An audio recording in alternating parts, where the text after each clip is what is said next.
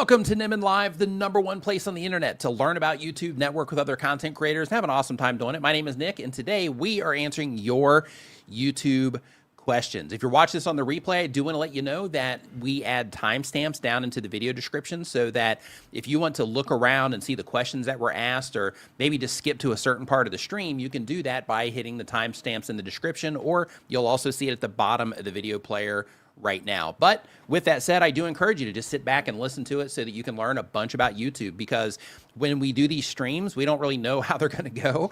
And because of that, everything is driven by the questions that get asked during the stream. So because of that, you can learn a lot over the course of one of these live streams. So hunker in, get kind of strapped in there, and we'll get your questions answered today, and you'll learn a lot about YouTube. But when I say we, I mean myself and my brother from the same mother, D. D, what's happening? How is everybody doing? I just want to take a brief second pause for the passing of Chuck Norris. Childhood icon right there. Yep. Yep. We lost Chuck Norris. But I hope your week was good. Hope you had a fantastic week. Hope you hit the milestones. We're going to have a great stream day. I can feel it. Yeah, for anybody that's in on the... feel it in my bones. It's going to be a good stream. Yeah, it is. So for anybody that's in on the Chuck Norris stuff, like God is probably like moving over now, because of Chuck Norris. Chuck Norris is up there taking charge now. So, so we'll see how, things work out here in the future. Put your best Chuck Norris meme in the chat. Yep. Yeah. Yep. Praise be to Chuck Hey, Norris, right? So if this is your first time here and you've never participated here in Nimmin Live, I do want to let you know that during this stream, we are answering YouTube questions from people that are hanging out here. So if you have a question about anything it is that you're doing on YouTube, there is a form that you can click on at the top of the chat right now. If you're on YouTube, you also have it down in the video description.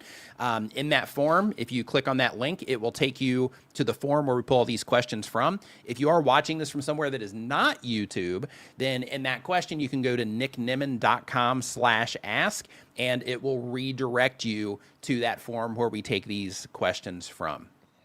So with all of that out of the way, I do want to let you know that this stream is brought to you by Opus Clip. Opus Clip is a tool that helps you easily and efficiently repurpose your content. So if you're making long form content, you can easily transform that long form content into shorter 16:9 aspect ratio clips that you can put up all over the internet, vertical 9:16 clips that you can put up into YouTube Shorts on a completely different channel or on your main channel. You can start new TikTok accounts with it, whatever, because it's your content. You can repurpose it and get a lot more use out of your content using Opus Clip. In addition to that, they have some really cool features that they're rolling out, like Agent Opus, which is something new that they have. And with Agent Opus, you can upload a script into it, or you can upload an audio track of you talking about something and telling a story of some kind, and Agent Opus will automatically put all of the visuals together for you, and the results that are coming out of it are really awesome. You can also use that particular tool for B-roll, and a lot of creators are doing this now, to where if you are talking about something in a video and you want some supportive B-roll for it, you don't really want to dig into Adobe Images or Story Blocks or anything like that, you can hop into Agent Opus and you can upload your audio for that part, and then it can go ahead and make that B-roll for you based on the style that you choose, or you can even upload style references as well. So it's really cool in all of those situations. But you can try out Opus Clip for yourself at opusclip.com, or if you want to give me an affiliate commission, you can go to tryopusnow.com. With all that stuff out of the way, I think we're ready for some YouTube news. Do we have YouTube news today? We do. Talk about it. So when it comes to YouTube news, we have that DMs are available now in 31 European countries. So if you are in one of those 31 European countries, you can now DM directly inside of your mobile device. How does that work? I have no idea yet in terms of how it works. I don't know what it looks like because I'm not in any of those 31 European countries, and I haven't seen any screenshots of it. So if you are, post it on Twitter. Give us a screenshot of what that looks like and post it on Twitter or X, and tag one of us so we can check that out and see what it looks like. In addition to that, don't tag me. Don't tag D, tag me. Yeah. In addition, YouTube DMs. K-Ski says YouTube DMs. Yeah, so they're weird, experimenting right now in those 31 European countries to see, how people respond to DMs. So how it's going to work is to my understanding, how it's going to work is you are going to be able to DM, your favorite creators and, start conversations and have just regular conversations with people. That's going to be cool. Like you could just leave a comment and say the same thing. Well, but it's different because you can just go back and forth. It's private, so you can, talk about, additional, stuff that maybe you don't want to say in public. I don't like this. I think it's cool. They used to have DMs on YouTube a long time ago. I don't like this at all. Yeah. What do you guys feel about this? Yeah, I think it's cool. Are we pro DMs or are we against DMs? For the general public to just be able to send you a DM on YouTube, I don't like that at all. Perhaps if there was some sort of a verification, maybe it's if you're in the partner program or certain parameters that you allow, perhaps. Yeah. But just like a blanket, yeah, anyone can send me a DM. I don't like that at all. Yeah, I think it's pretty cool. Yeah, like I think it's great that they are leaning into, especially in a world of like AI and all that stuff. I think it's cool that they're leaning into that sort of thing because then, it just gives creators a chance to better connect with their viewers, and viewers a better chance to connect with creators. I think that side is great. Rob's like, I'm not sure. I'm thinking it'll be an inbox that's filled up with spam. That's exactly my thoughts. Hey, do you want thumbnails made? You need an editor? Yeah, so I think in your case, Rob, and in my case, based on the nature of our content, we're definitely going to get a lot of that. But for other channels, like let's say Amy Johnson here, because she does genealogy content, her comments or her DMs are probably going to be a lot more. Can you? I don't know if reasonable is the right word that I'm looking for, but find my dad. They're probably going to be a lot less, like. Here's what's going to happen. Help related, right? In terms of the direct Here's what's look at my happen. channel and that type of feedback. Mark my words. Accounts are going to be created that look like a YouTube account, and they're going to send people fake claims or fake information about copyright issues. Oh yeah, 100%. Click on this link. Sure. Click on this link to take care of it. Boom, they're going to hijack their channel. Wait and see. Wait. Clip this. Wait and see. Right? Yeah, I think so. Guaranteed. So yeah, so we'll see with all that, but I think it's cool. Like I think it's a really cool thing that they're doing there because just for a lot of channels, I think that's going to be a win because you can hop onto X and you can have DMs over there and people do that, and now you're going to be able to just do that directly on YouTube. So even here, right? So when we do giveaways or when we do those types of things, my thing that I always tell people is, hey, DM me over on X, and that kind of stuff. That's what that's for. No, it's not. I mean, if they can do that on YouTube, then that's what it'll be for here too, right? Because then I can say, hey, just shoot me a DM, with a screenshot of this or whatever the thing is, and then we can get you taken care of that way. So I think that'll be a lot more efficient in that regard as well. Yeah. Well, remember. We'll see. Remember my prediction on this one. Yeah, but go ahead and clip. That. It is not going to work out the way they think it's going to work out. Yeah, we'll see. Yep. And you're going to see on Reddit and you're going to see on X, people are going to say, oh, my channel was hacked. YouTube sent me a link in the DMs. In the DMs. YouTube sent me a link in the DMs. Now, here's the thing. They could protect us by forbidding links. They could protect us by not allowing us to send files through the DMs. So if YouTube is thinking through this clearly, no links, no images, no files being sent. We'll see. So we'll have to see what happens there. With my luck, AI would probably DM me, says Geology Dude. Yeah, there's going to be a lot of that. So, like on Reddit right now, they're having this huge problem, and on X too, to where people are setting up all kinds of AI bots that will, all these automations to where it just goes around, just sends, mass posts, mass DMs, all of that stuff. And it's going to happen depending on the guardrails that they put on it. So yeah, it's going to be really interesting. So here's another thing that's going to happen. If you're able to manage your channel, and people can manage your channels to a point. Hey, Jerry, what's up, man? Engagement gets to a point where it becomes very difficult to handle. And once that happens, to where you have people answering comments for you, and people are sending DMs, you really think those creators are answering their DMs? Some will. No, most of them will not. Well, sure. If you're trying to message like Mr. Beast, probably not. But if you're trying to message like probably most of the people here. That's what I said, there's a level. Yeah. If you have someone answering your comments, there's a good chance that you're not going to answer most of your DMs. Sure. If not all. Right. So it's kind of... It is, but a lot of creators answer, comments and all that stuff too. So yeah. So we'll see. It's going to be interesting for sure. This. A lot of large creators don't answer their own comments. So yeah, so we'll see. It's going to be, it's going to be interesting for sure. But the second part of the news is that, and this really, this only matters if you are in Korea. But because it is news, I will mention it. So they mentioned that gifts and jewels for vertical live streams are launching in Korea. So if you happen to be, in Korea, then that's going to be, you're probably celebrating right now like D is. Yeah. Yeah. Go out and get me some rice wine tonight. Right. Celebrate. Okay, so with all of that out of the way, we are going to go ahead and get into the YouTube questions. And just as a reminder, if you are here in the chat, we have the link to the questions right at the top of the screen. If you are or right at the top of the chat, I'm sorry, and down in the video description. And if you are watching this from somewhere that is not YouTube, then you can go to nickniman.com/ask and it will redirect you to the same exact form that we are pulling these questions from. So you ready to get into it, D? Let's get into it. Okay, let's do it. Let me go ahead and close this form here. All right. So the very first question that we have here is from Explore Norway. Explore Norway uploads 1 time per week or more, been on YouTube for 1 year or more. The type of channel is travel advice about Norway.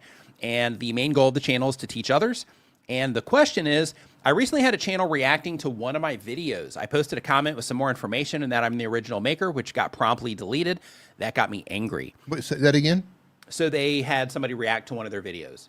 Okay. And they responded and they gave some additional information and that creator deleted their comment. Yeah. It said, that got me angry. Compared to the U.S. fair use rules, the Norwegian one is actually fleshed out, called citation law, and React content doesn't fall under it, at least the kind where there is no expert commentary. I'd previously offered this creator a very generous license so he would be in the clear, but he never answered. I'd prefer not to go full nuclear with DMCA takedown, but that creator has reacted to 2 other videos previously, plus several of my competitors, which I know. The amount of work for the React videos, like 1 hour versus the 40 hours I put into the original, not counting the industry partners who helped make it, and the React creator is not small, with 300,000 subscribers over 3 channels. How do you handle these cases? What do you suggest? D. It depends on the situation. They're reacting to your video, and is it benefiting you in any way, shape, or form? Do they have an audience that is then going to come to your channel and watch your videos and perhaps buy whatever it is that you're selling or you're trying to do on your channel? If the answer is yes, I would probably let it slide if you're benefiting from it. If there's a clear path back to your channel. If there's a clear path back to your channel.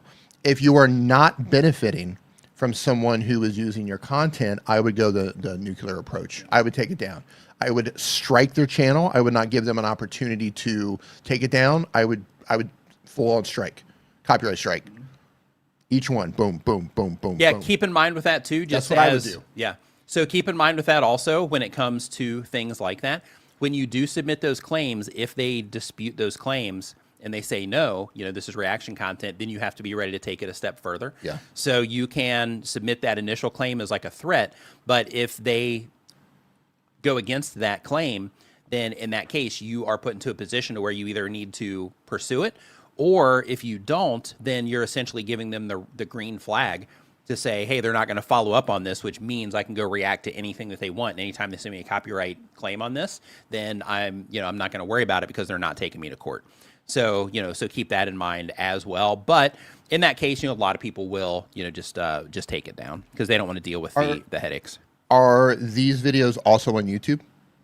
I think they are on YouTube. They are on Yes. YouTube. If they're within YouTube's system, yeah. No, you don't need a lawyer for that. You can also, I don't know if things get really weird when it comes to copyright law in different countries, but it can also be based on where the content is actually being hosted. So if this is off of YouTube and maybe they have a blog and they're hosting it on their blog and that blog is sitting on a server somewhere. Do you know how that works with embedded content? Because if it was a YouTube video, it'd be embedded. If it's embedded? Yeah, but it would still be hosted on YouTube though. Okay, if it's hosted on YouTube originally, then you want to go to YouTube for that.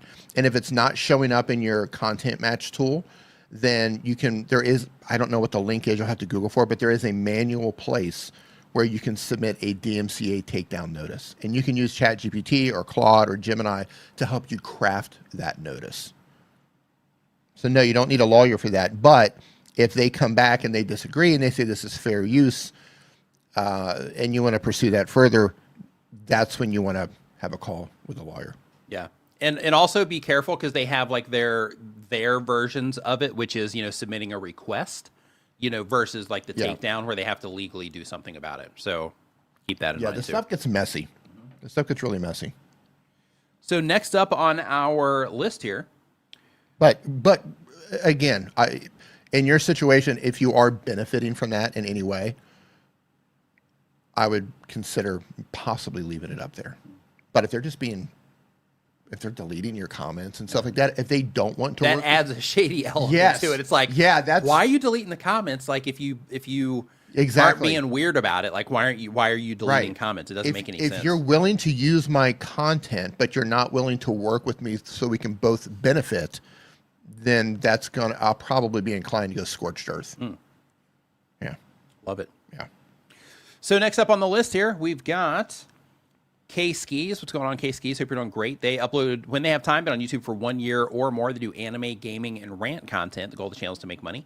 And the question is, so I've been told that my thumbnails tend to look a bit low quality, and looking at it now, I can somewhat see what they mean. I've gotten advice to use Gemini, but I'm unaware of using AI, though I wouldn't mind using it. From your knowledge, what would be a better way to improve the quality of my thumbnails in both free ways and paid ways? The free way would be to learn about the things that are important when it comes to making thumbnails. So those things would be color theory, how to use fonts, just general design best practices. And if you're using any type of imagery, let me just pull up your channel here. Yeah. Give me 1 second here. And while you're pulling them up, I want to address this really quick because this is a very valid statement here. They ask, and they're talking about the Norway travel channel. Do you want the stress? That's it right there. Do you want the hassle? Because as soon as you get into copyright wars in this situation where you have someone who is not willing to work with you in some capacity, they could become a headache. So sometimes you do have to make that decision. Do I want the stress? Do I want the headache? It's only a couple of videos. Is it hurting me? Yes or no? But if you want the stress, I always take on the stress when it comes to someone who is not wanting to cooperate, someone who's just blatantly stealing from me. I think you kind of like it, if I'm honest. I always go scorched earth on that. I'm pretty efficient at getting content removed to a certain point. But yeah, it's a good question there. Do you want the stress? I have to disable this real quick. 1 second. Okay.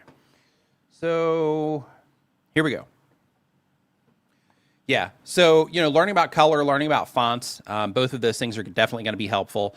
In addition to that, you also have, if you are going to be, taking photos, things like that, learning about photography, learning about framing, that sort of thing. When it comes to thumbnails, you can follow really basic rules. So there's one called the rule of thirds. So if you look at this grid right here that I just put on your thumbnail, basically you position things based around this rule of thirds, right? The grid. Yeah, the grid. And when you do that, then it just gives you the opportunity to, make sure that you are doing things in a way that is more psychologically comfortable to brains, if that makes any sense. Yeah. So those are things that you definitely want to work on. You can do all that for free. So there's videos on YouTube. I actually have, I think in my creator dashboard all the way down here. Hold on. Yeah, I have one thing right here. I don't know if you're using this or not, if you're a Chrome user, but I put one video in here for typography for beginners, right, to give you some information there for text that you're using in thumbnails and how fonts work together and all of that.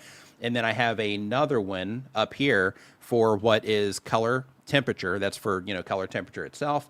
And then I think it's on my list. I don't know if it's actually in here or if I've published it further back than this feed goes. Yeah, here's one on the rule of thirds also, where it explains those concepts that I just talked about on the rule of thirds.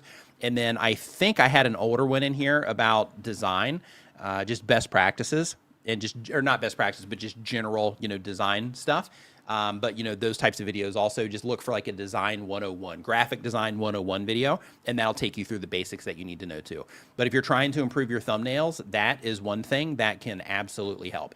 In addition to that, as you're going through that process, go and look at other channels who make content like yours that are doing well and look at their thumbnails, get some of them, and then when you are, just download them to your computer if you're on a computer, and as you are, collecting them on your computer, pick the ones that you like the most and try to recreate them. Now, when you're recreating them, you're not necessarily, going to recreate their exact thumbnail and then use it. The idea is that as you're recreating it, you're going to start learning things like, okay, well, in order to, get this thing to look this way, I have to, like, in order to cut somebody out, I got to learn how to cut somebody out, right? Which you already have that covered. If I'm going to add a stroke or a border around somebody, okay, if that's what they're doing, I need to learn how to do that. So how do I do that? You'll Google around, ask, your AI tools, whatever, how to do it, or find videos to watch, and then you'll figure that out. If you're like, okay, how do they add this type of gradient over this background thing, or how do they make the colors pop like that, and so on. As you start trying to recreate it, it's going to give you that opportunity to be able to really start to put things together in a way that you'll understand when it comes to making your own thumbnails. Having said that, I don't think your thumbnails are bad. I think you just need a little bit of tweaking. Yeah. And in terms of low quality, I don't know if you're starting with a smaller image and you're trying to upscale it. I'm not sure what your process is, but you can also use free tools like Canva. You can go to canva.com and use they have loads of thumbnail templates. You can also start with just a blank slate, but I would start with a minimum of 1920 by 1080 for your thumbnails. That's going to give you a good size for starting. Yeah, so Dang says Chuck Norris's boots are made with real cowboys. Yep, absolutely they are. So, hey, really quick. Duty Ron. Ron in the house. What's going on? Hey, congratulations to you. Says, hey, guys, great to catch you live. Great to catch you live. Thanks to your program, my channel is now at 637,000 subscribers. You guys are awesome. Question, should the 3 hashtags be placed in the first sentence of your video description? No. You can place those all the way at the bottom, and then YouTube is automatically going to put them up there right underneath the video. So yeah, so you don't need to put them, at that first place. You can put them all the way down in the bottom, and then YouTube's still going to have them up there at the top for you. So yeah, in terms of putting them in that first sentence, you do not need to do that. Literally, it could be the last line in your entire description, all the way at the bottom underneath everything else. Yeah. Yeah, so with that, just keep the top part of the description, around information for, YouTube and for viewers, right? That's the idea for that top part. And congratulations, 637. That's huge, love that. Man. Yep. Love it. Love it. Every time he comes in here, he's just doing super well. Love it, love it, love it, love it, love it. Okay, so next up on our list here, we have KD G1 Crazy. Oh, KD Gone Crazy. They upload when they have time. It's a variety gaming channel just for fun. The goal is to have fun. And the question is, would you still recommend StreamYard with streaming with them being bought, or are there any better, more reliable alternatives? So when it comes to streaming, it really depends on what you're trying to do. So if you're trying to bring in guests, then in that case, StreamYard is amazing for that because they make that entire process really simple. If you are... They're not the only ones who do that. No. Because you ask specifically for them. Yeah. They're great for bringing Excellent in for guests. that. Yeah. In addition to that, there is some extra compression that happens when it comes to your video quality. So for example, because we clip these streams with Opus Clip, and I have a whole other channel where I put, clips from this stream. And when we are clipping those, I can see a noticeable difference when we stream in StreamYard versus streams that I've done at home where I've streamed with Meld. And my theory behind that is because YouTube is already compressing it, before it gets downloaded. In addition to that, you have the live streaming tools that are also compressing it. But inside of Meld, it gives you the opportunity to be able to customize the quality of everything that you're putting out. So as long as your internet can handle it and your computer can handle it, then you can push your stream out at higher quality so that once it hits YouTube, I mean, you can stream in 4K and do all those things inside of Meld, where in StreamYard, you're limited to, your streaming size as well. I think it's 1080p still in StreamYard. So because of that, it just kind of removes a lot of those quality restrictions that you don't have inside of, or that you have inside of StreamYard. So what are your thoughts, D? Yeah, I think StreamYard is great. And I agree, it depends on what you're trying to do. We are streaming right now with StreamYard. Most of our streams are with StreamYard because it's so easy to use. Yeah. I think it is probably the easiest streaming solution to use. If you are doing talking head type of live streams like this, where you're just on camera, you're going live, or you're just doing an overhead shot, some sort of a DIY type of system, I think it's probably the easiest way to go, especially if you're bringing in guests and you want to bring other people in. it's the easiest. Yeah. It's not the only one. You also have Ecamm Live. You have Restream. You have EV. Was it EV Mux? EV Mux, MUX. Yep. Yeah, there are a handful. The name's weird, but it's a good tool. Right. There are a handful of competitors to this, but we are still using StreamYard. If you wanted the absolute highest quality, now, Amy, I'm dropping knowledge here as a professional live streamer who has been streaming for a very long time. But if you want the absolute highest quality, then I would recommend going with something like Meld or OBS or vMix. Yeah. Something like that. If you want the absolute Somewhere you can highest, control everything. Right. OBS also. Right. Yeah. Right. That Yeah. way you are controlling every element. You're controlling the quality of the video. You're controlling the quality of the audio. Yeah. And you can dial it in exactly how you want it. Yeah. You can change the colors and really dial everything in. We use StreamYard. I use StreamYard most of the time on my streams. When I do little private streams over on Twitch, I'm usually using StreamYard as well. And I'm streaming music over there. So I think it's great. I think it's great. There you have it. There you go. Yep. So next up on our list, yeah, and Duty Ron's also saying he agrees StreamYard is the best. Yeah, it's super easy to use. Also, like if you are, like we're not sponsored by them anymore or anything like that, but if you are looking for a good quality streaming solution, StreamYard, they definitely are doing an amazing job over there in terms of pretty much anytime we open the tool, there's an update. Yeah. Where they're constantly adding new features to it and all that stuff. And all that started happening probably, 6 months ago, maybe?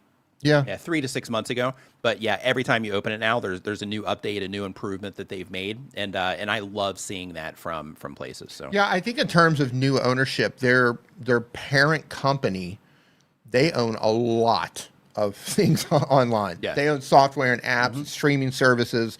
They have their fingers in a lot of pie. And they're doing a lot of upgrades with StreamYard. Yeah. So I think it's great. I know people are complaining about the prices going up.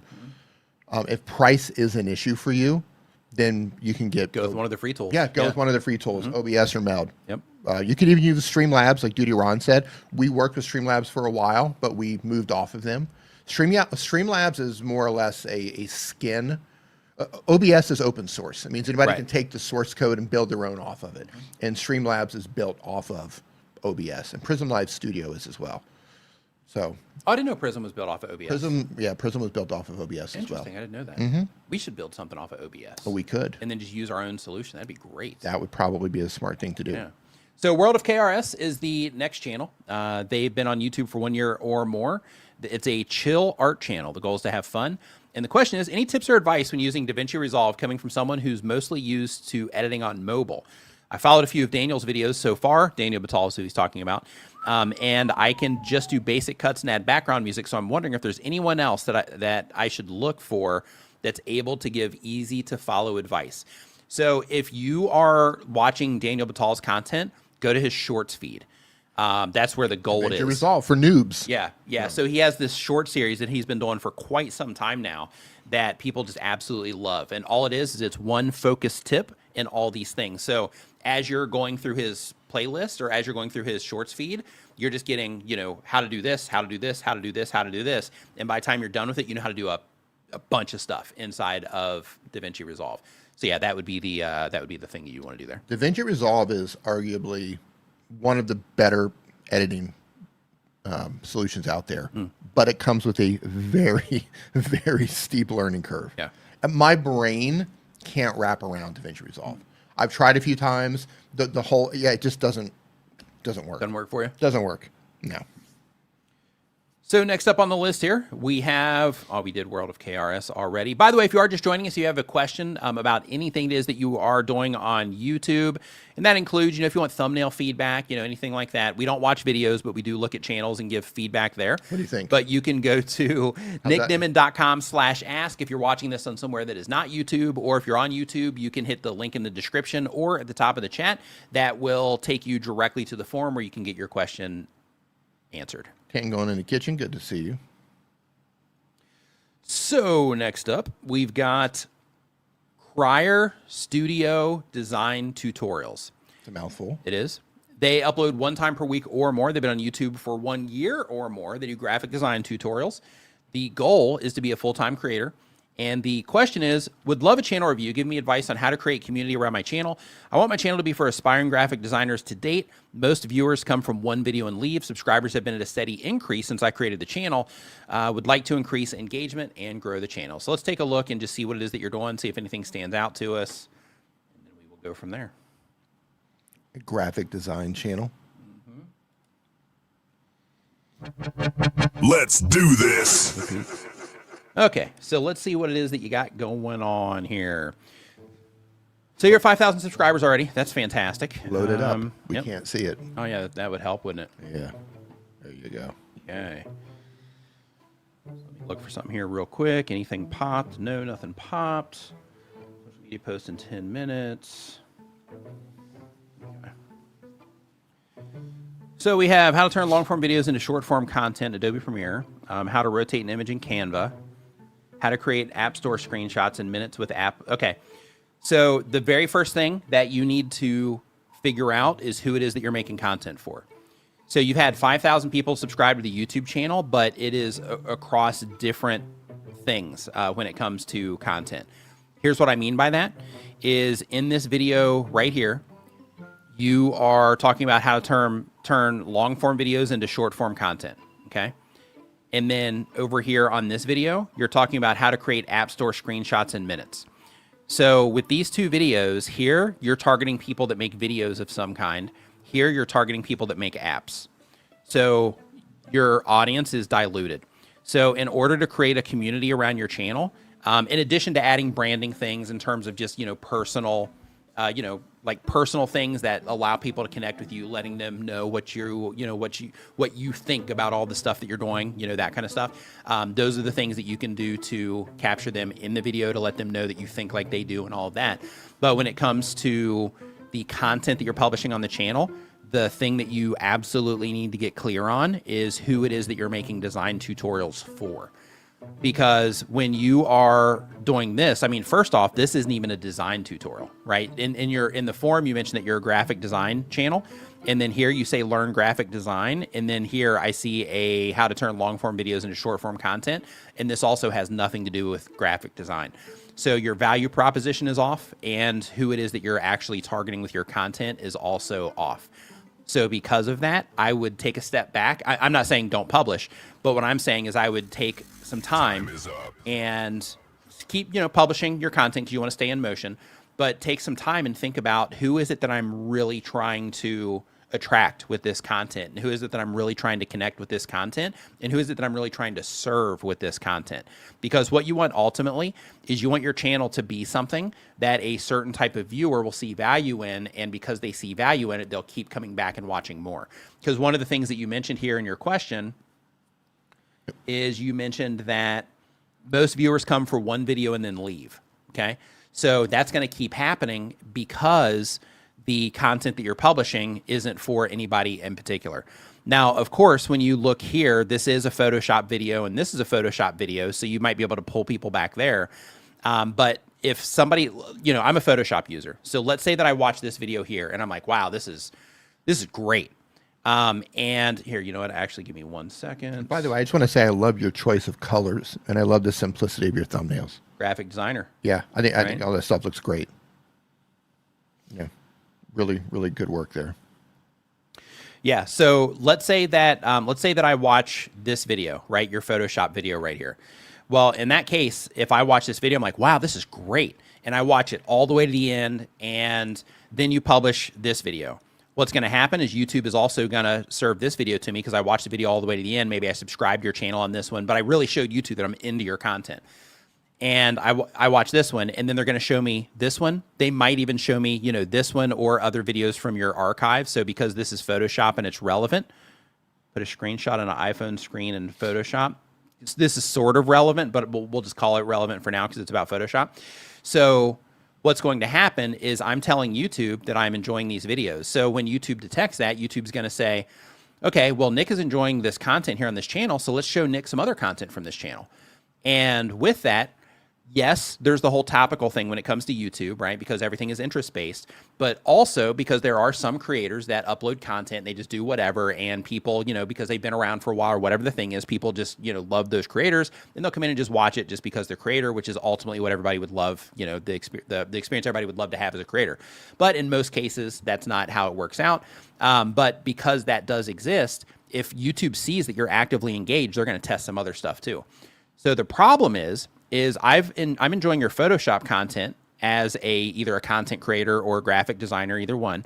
And then YouTube starts showing me this video, right? And that one's, we'll just put a red, right? That one might not be for me. If I'm using Photoshop, why in the world would I be using Canva? So that one's not going to be for me. I do make apps, so your channel's actually a pretty good fit for me in terms of like Photoshop content related stuff and apps. But if you are trying to reach graphic designers, this one's also not going to be a win for them. So as we keep going through this, can you humor me for 1 second? Yeah, go ahead. Go to one of those Photoshop videos and just go to the end screen. Okay, hold on. So as we're going through this, and same thing here, you got another Premiere video, right? You start having all of this content that isn't relevant. So the problem happens when YouTube is recommending content to people. Because if I'm showing YouTube that I'm engaged in what it is that you're doing, and then YouTube's trying to show me these last 3 videos, and I'm like, nope, even though I watched both of these in their entirety, subscribed to your channel, liked, commented, all that stuff, maybe even saved it into another playlist so I can watch it again later. But I've showed YouTube that I'm highly engaged, and then they show me these, and I'm not clicking on any of them. And then maybe some of these videos from your archive. So the problem happens because as YouTube starts showing these videos to me and I'm not clicking on them because they're not for me, then YouTube starts, their system says, well, you know what? We thought Nick was interested in this channel, but it looks like he's not really interested in this channel because he's not responding to the content that we're showing him. So then what happens is because I continually not click on the other videos, then YouTube starts showing your content to me less and instead starts showing other content to me that I do respond to. So if you're wanting to grow a community, the first thing that you need to get clear on, and I'm going to click in one of these for you, D. The first thing that you need to get clear on is, who is it that I am trying to grow a community of? Right? So is it graphic designers? Is it content creators? Is it people that are making apps, right? Like figuring that out, because right now you're trying to grow just a community in general, but you don't have like there's no definition of who your community is, right? So you need to define that. You need to figure out, who it is that you're actually trying to reach with your content. Yeah, so she's driving him into a Photoshop tutorial playlist. And this one's Premiere. Well, you know what? Maybe it's best for viewer. Yeah, maybe it could be. Yeah, but I do like that she has the playlist for Photoshop tutorials. Yeah. I just wanted to see if she was handing off to Photoshop in any capacity, which she is. Yeah. Yeah, so I'd just be mindful about, about all of those things, because that lack of clarity in who it is that you're trying to reach can really work against you. Now, to be fair, and again, this is going to come down to once you decide who it is that you're trying to reach with your content, then the Illustrator videos and the Photoshop videos, those go together, right? Because a lot of designers will use both, so those go together. But if you are throwing in the Canva videos, then you have to ask yourself, if I am using Illustrator and Photoshop, why is it that I would be using Canva, right? And basically just go through that for all of your videos. But the idea is just to get super clear on who it is that you're making this stuff for. And if you do that and you dial that in, because you've already got 5,000, almost 6,000 people subscribed to the YouTube channel. But I think the problem that you're having is just the inconsistency in what you're offering. So I'd work on that. Any additional thoughts there, D? No, I think you nailed it. I agree. I mean, everything looks great. I don't know what the video is itself, but packaging wise, in terms of how everything looks and the topics that she's covering, I think it looks great. But I just co-sign on that. If you do everything in Photoshop, and then YouTube's like, here, watch their Canva videos. I'm not going to watch the Canva videos. Yep. And YouTube will test you a couple of times before they stop showing me your content. So it's a choice you have to make. if you have something that does, you know, well on your channel, then it can break past those casual viewer things and all that, and you know, all that. Plus, YouTube's also really good on the interest targeting and those types of things. But the idea, though, is you know, your goal is to grow a community. So if you're trying to grow that community, then you have to get clear on who that community actually is. You need to pick a lane if you're trying to build a community. This is a problem I had with my channel early on, because I was targeting mobile content creators, mobile YouTubers early on. And I would make some videos for Android users and some videos for iOS users. And the exact same thing. You know, if people watch 2 or 3 of the Android videos, and then here's an iOS video, they're not going to watch it if you're an Android user. And then here's another iOS video, not interested in that. So you start to lose particular audiences based on the content selections that you make moving forward. So you don't grow anywhere near as fast as you want to grow. And it's harder. You can do it. You can definitely do it. But it's harder. It's slower. It's kind of a, you know, what is it, 2 steps forward, 1 step back approach by doing it that way. So it's a choice you're going to have to make. But for building a community, the more you can dial in exactly who your channel is for. I'm making my channel for graphic designers who use Photoshop. And not just graphic designers, for beginner graphic designers who want to learn how to become expert. Or professional graphic designers that are trying to take things up a notch, or dial it in, right? Who am I making these videos for? And pick a lane, and then that's the community that's going to start to grow around your channel. Because then you can focus everything for that user. Every choice you make is to help that particular user. Bearded IT Dad says, tuning in from the gym on the treadmill right now. Love it. So we're right here. So we're right here in your ears. I want to take a sip of sugar-filled Gatorade in your honor. Yep. Shout out to the Bearded IT Dad. Come on, man. Push it, man. You can go a little bit farther. Don't give up, man. Keep going. Keep pushing. Raise You're almost elevation. There. Come on. You're almost there. Keep going. Don't stop. 5.5 elevated. Don't quit on me now. iFun Chris, thanks for the super chat. Appreciate it. Super chat. Thanks, Chris. All right. So next, can we just talk about this for a second? Talk about what? We are not sponsored by Gatorade, but for those of you who have been part of Nimmin Live for a very long time, you know that we used to drink Gatorade all the time. We weren't going to talk about this, but go ahead. I know. And then we kind of went away from it. And we noticed that the old streams where we would drink Gatorade, we used to stream for 5 hours, 6 hours. 7 hours. 7 hours. It was a marathon stream. And we had tons of energy throughout that stream. We didn't feel tired at all. Now when we do streams, you know, sometimes this last hour is pretty tough. So we went back to drinking Gatorade, number one, to see if that unhealthy sugar in this unhealthy drink kind of picked us up and carried us through the show. And number two, I find that Gatorade coats my throat in a particular way that allows me to not get a sore throat when we're talking all the time. Nice. Gatorade and coconut water. But coconut water doesn't give me the sugar juice, the sugar pickup. But don't tell the doctor. Dr. Stin. Don't tell Dr. Stin. So Cody Chambers says, it seems like YouTube just doesn't want me to grow community, and it's been upsetting me. So when it comes to YouTube, their system doesn't have an opinion on content. So it's important to not give up your responsibility to make good content for people if you want people to respond to your content. It's good to make sure that you don't give that responsibility up to blaming YouTube's system for the performance of your videos, right? So a really common thing that people do is because, you know, they're having, you know, trouble just getting through, you know, different parts of the process, is it's a lot of people just default to, well, you know, I'm doing all the things that I like, and because I like them, YouTube should by default show them to a lot of people, even if people don't respond, you know, to that content in a way that may or may not be competitive for YouTube.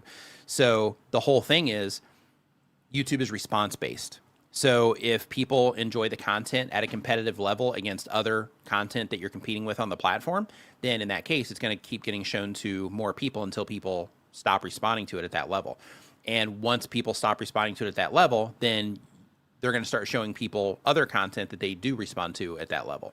So that's why videos can go like this and then just kind of stagnate, or that's why they go like this and then they'll step up again in the future, that kind of stuff. So when it comes to YouTube, just try not to blame YouTube.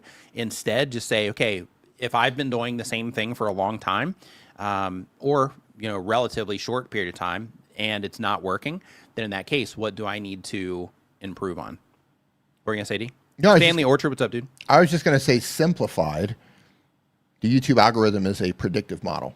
It's trying to do is predict what the viewer wants to watch next. And it's using boatloads of data to make those predictions. And the responses on how those viewers responded to your content and content like yours in the past, and how other people like that viewer have responded. Those are some of the things that it's using to make those predictions. The more of your videos you can get in their watch history, the more likely it is that they're going to keep recommending your videos to that viewer. So let's see here. So next up on our list, okay, we did the design tutorials.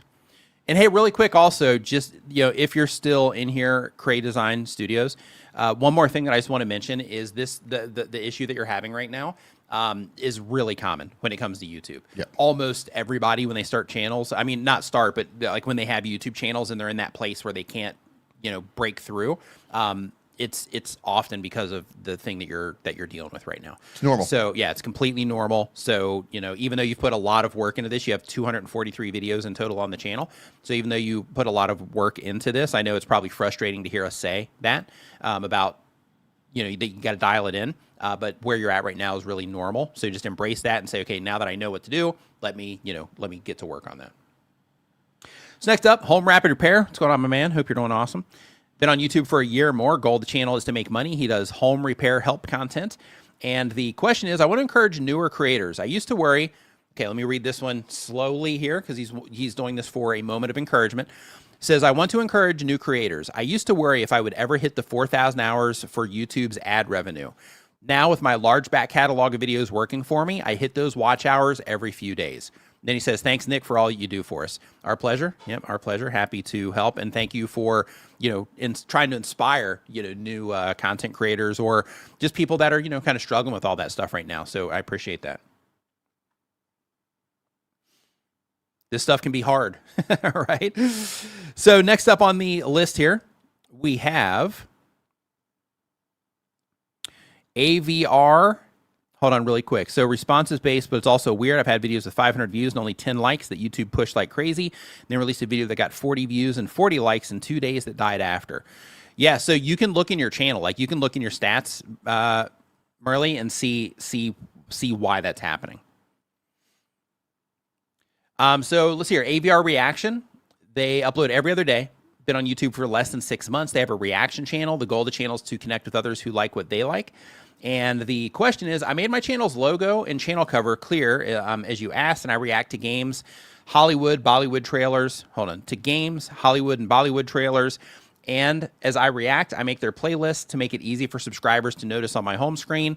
Please check, are they okay? After last week, I changed my thumbnails. Are they okay? Tell me if the channel video tags, title, and quality is good.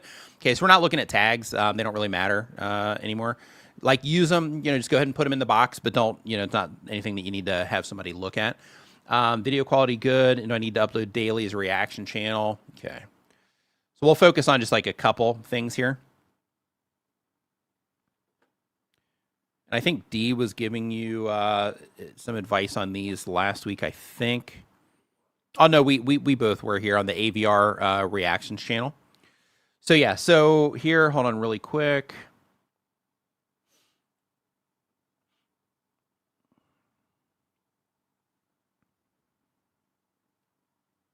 Okay, so you published one video since. So in terms of the direction that you're heading here on the channel, not sure, because you did mention that you do games and Hollywood and Bollywood.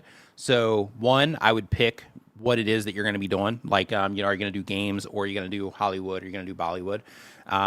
So that you are more clear on there. But when it comes to the thumbnails, I do see that you are focusing more. Oops. I see that you are focusing more now, I believe anyway, on the characters. You're at least making them larger, which is good. Or you're still more prominent than they are, but you are indeed making them larger, which is good. But I would make them even bigger, right? Because like here, people are going to recognize those faces, right? If they are into this type of content, they're going to recognize the faces. And because of that, you want to make sure that you are helping them be able to recognize those faces in as easy of a way as possible, right? And the reason for that is because on home pages where thumbnails are big, YouTube mobile feeds where thumbnails are big, it's all fine. But when you get into where your thumbnails are shown at smaller sizes in different places on different devices on YouTube, then it makes it where those characters are a lot more difficult to recognize. So this is also going to be based on, you know, where you're trying to get traffic from and all that. But if you're trying to get the most out of YouTube's recommendation system, then in that case, I would make sure that your characters are going to be big enough to where their faces are going, which is going to be the thing that's going to help people identify them, that the faces are, you know, big and prominent, so that even at small sizes, people can know that the content's about them.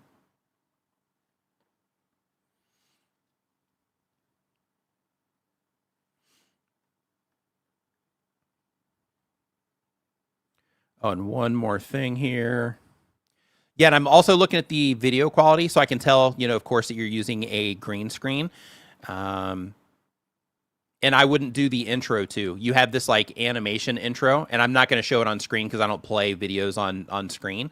But you have this like logo animation thing that happens, and then it says AVR reactions a couple times.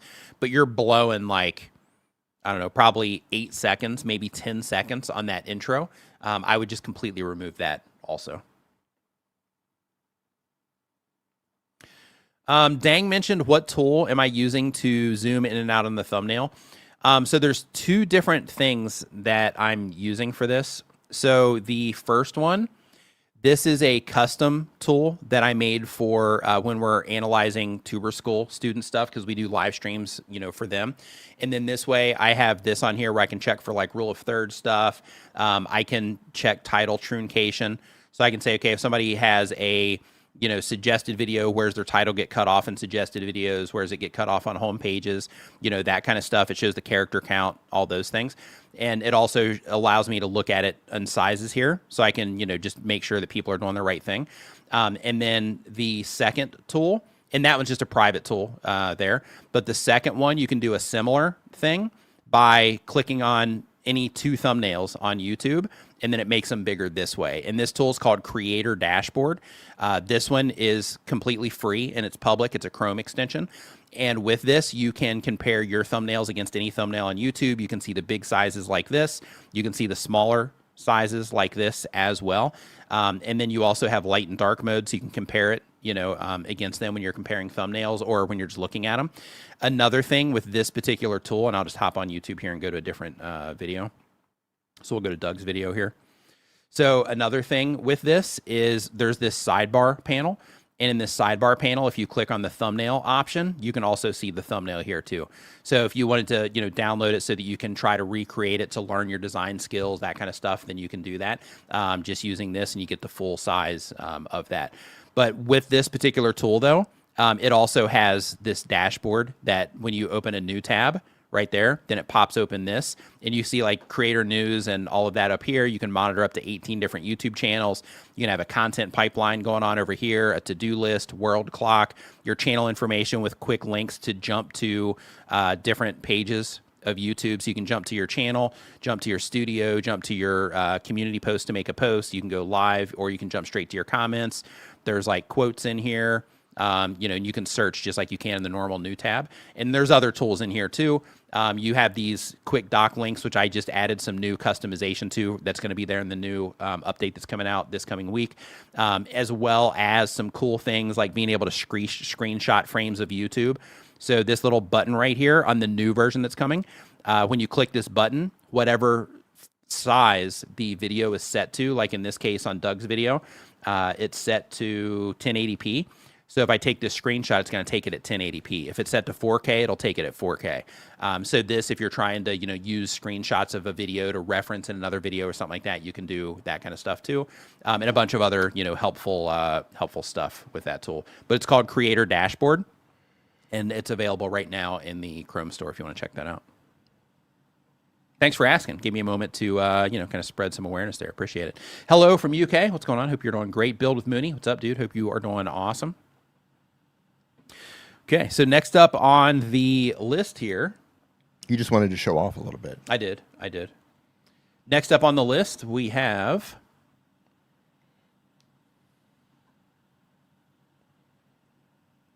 Stitch is Gonna Stitch. They upload 1 time per week or more, been on YouTube for 1 year or more. They do crochet and knitting. The goal of the channel is to be a full-time content creator.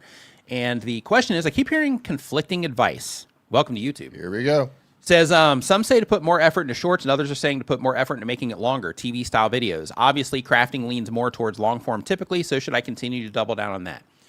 So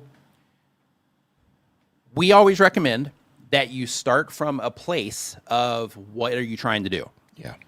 Because if you do it just for the sake of doing it, then there isn't really any motivation to keep doing it that way. However, and there's no clarity about any of it. However, if you are saying, okay, this is what I'm trying to do with my YouTube channel, either right now or, indefinitely. So because of that, which one of these or are both of these a right fit to help me do that?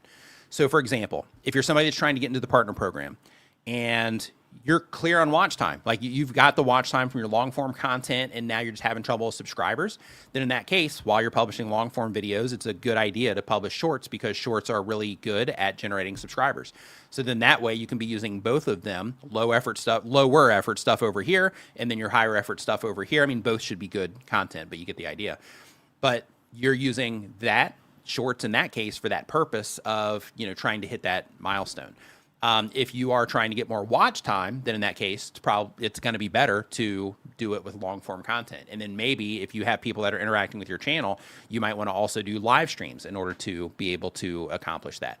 So the first thing you should think when it comes to decisions like this is, as a content creator, there's a million, probably not a million, but there's a bunch of things that you can do all the time around your channel. So you can publish new long form videos, you can live stream, you can make community posts all the time, you can do YouTube shorts. Of course, you can come in and you can answer comments, you can go back and post optimize content where you're updating thumbnails and titles and all that stuff on old videos. You can do all those things. Plus, depending on your approach to making content, you can be publishing to all the other platforms and all those things. It's just a constant, endless task list of all these different things that you have to do. However, if you say, okay, this is what it is that I'm actually trying to do with all this stuff, this is the goal that I'm trying to accomplish, this is the main thing that I'm trying to do, then in that case, it helps inform all of the decisions that you make around everything else that you're doing. So because of that, step number 1 is to figure out, what am I trying to do? And then step number 2 is, what formats of content are going to be the best that are going to help me be able to accomplish that thing that I'm trying to do? And that thing can be, the lifespan of the channel, like this big idea that you're trying to do.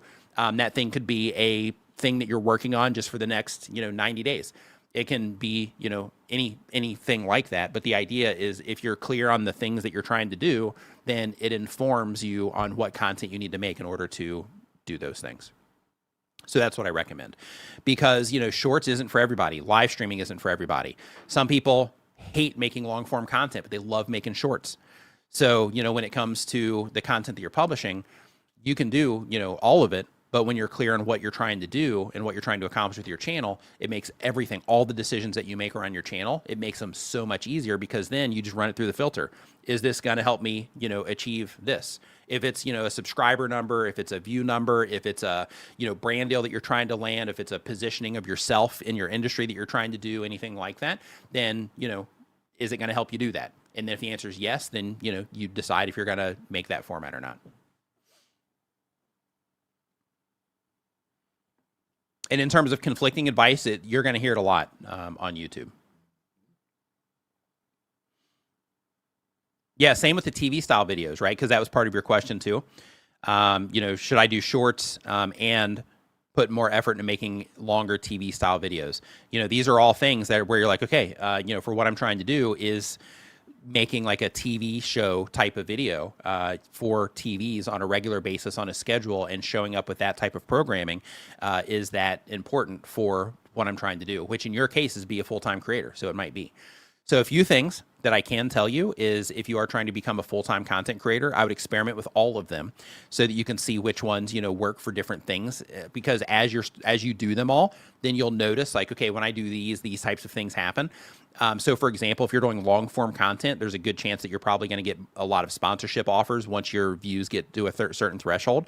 And with that, if you're trying to go full time, those sponsorship offers might be a way to do it. If you're trying to sell things as an affiliate, long form content is great for that too. But if you can sell things as an affiliate through YouTube shopping program, then shorts can also be really good for that, using YouTube shopping program. So there's a lot of different avenues to get to where you're trying to go. So I would just work on that first, right? On what you're trying to do, and then figure out the content to make for it. But those types of decisions are hard because you only have so much time in the day, right? And just making sure that you stay consistent, you know, all that stuff. Like it can be tough. So next up, we've got Goodbye Gut is the name of the channel. What do you think that's about, D? It better be about weight loss. Better be. Yep. I mean, it could be they had a pet named Gut. And they're just, you know, send off for the pet, but I'm going to bet weight loss. Yeah, it could be actually. Goodbye Gut. Yeah, that's like a sad twist on what that might be about. Yeah, that's right. And they're like documenting, like what happened to poor Gut. Yeah, rest in peace, sad. Gut. Yeah, rest in peace. Shout out to Gut. Shout out to Gut. Yeah, on the other side, right? Yeah, hanging out with Chuck Norris. Yeah. So they do fat loss for men over 50. I was close. Yep. So the goal is to be a full-time content creator. And the question is, can I use a private playlist for paid content versus ClickFunnels where I host my paid course? Yes, once you meet the requirements, and right off the top of my head, I can't remember what they are, but if you are in the partner program and you meet the requirements for the course option on YouTube, then yeah, they do have the option to where you can sell courses directly via playlists on YouTube. What's their channel called? Goodbye Gut? Yes. Goodbye Gut. Okay. So yeah, so once you meet the requirements, absolutely, but it's not a default thing that you can do. So like you don't get it just from starting the channel, but if you meet the requirements, then yeah, you can absolutely do that. But the downside is though, just as a heads up, like with ClickFunnels, you're probably getting like additional tracking and things like that. Versus with this, you don't really get much in terms of customer information. So inside of ClickFunnels, if somebody makes a purchase there, then you are going to get their email address, all those types of things. Doesn't work that way on YouTube. So because of that, just be mindful. Is it a new channel? No. I can't find them. They said they've been on YouTube for 1 year or more. Why can't I find them? Yeah, it's @ GOODBYEGUT. How weird. Make sure you put the hashtag or the @ symbol in there. Yeah, weird. So next up on our list here. I guess YouTube does not want me to lose weight. Hey, really quick, we had an AI question come in. Says, I value your opinion. Would love to know your thoughts on an AI called Perplexity, the pros and cons. So the AI tools, and this is from Optimize Your Health. So when it comes to AI tools, I love AI tools. So, we were actually doing some fun stuff today where we're putting, so all the questions that people ask during the stream, I can download those CSVs on the back end. So what we were doing before the stream today is we were taking all of those and we were dumping them all into AI and having AI put out these like pretty reports for us, giving us all kinds of information about all the questions that have been asked over the last year. So those types of things are just fantastic. In addition to that, I'm using it to like build like tools and stuff. So yeah, AI is great. So when it comes to Perplexity, it's good. But what I recommend when it comes to AI tools is some of them are better for different things. So because of that, I would just experiment with the different tools. So some things ChatGPT is better at, other things like coding, for example, and storytelling, Claude is better at. When it comes to making images, that sort of thing, then ChatGPT and Gemini are ruling right now for that, which is probably temporarily because, it'll change quickly. It always does. But, those types of things. So try the tools and see if they help you with your workflow and what you're trying to do, and then go from there. But they're all great though. Hey, Day One Walks, what's going on? It's like magic. I found Goodbye Gut. Okay. And it's @ Goodbye Gut, right? So I am your target audience. And I just had a glance at your channel here. When you are putting your titles together and you're putting your thumbnails together. Yeah, go ahead and pull it up. Can you pull it up over there? Let me see. Too, yeah. Let me see. Share screen. Let's see. Fixing your men's health strategist. Yeah, I hope this is the right channel. Let me turn off the audio. Shared. You see it? You see it? Yep. See it. Okay. if I'm on the right channel, I want to let you know, as I am your target audience, I'm in my 50s. I'm interested in weight loss for men over 50s. Every single video should have something in your title about men over 50. Your thumbnail should immediately be recognizable. So I don't think that's it. Is it the wrong channel? Hold on. Oh, no, it is the right channel. It is the right channel. Okay. All of your thumbnails at a glance should make me be able to recognize that you are targeting older men. At a glance. So everything, as I'm scrolling through this,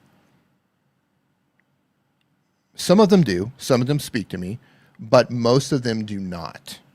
So you need to go back to the drawing board in terms of your overall packaging. And as you're putting this stuff together, make sure you are targeting men over 50, because I believe that's what you're... Yeah, it looks like they're not publishing much either. Right. So men's elite health strategist. Yeah, so the last short was back in November.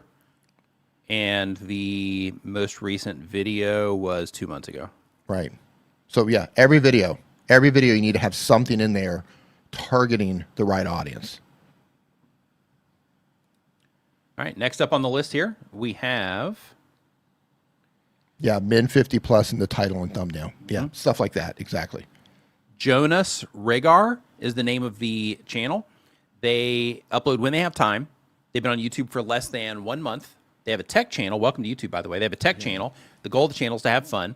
And the question is, what do you think about setting up a tech channel in a small language, 10 million speakers, but wealthy, few competitors, but a smaller market? So one of the things that is really awesome about YouTube is, depending on what you're making and depending on what you're trying to do, which in your case, it sounds like, you know, you're trying to make money, not have fun, because you mentioned here that you're doing it to have fun. But then you say that you're thinking of setting up a tech channel in a small language for people that are wealthy. So I'm guessing you're wanting to sell stuff, right?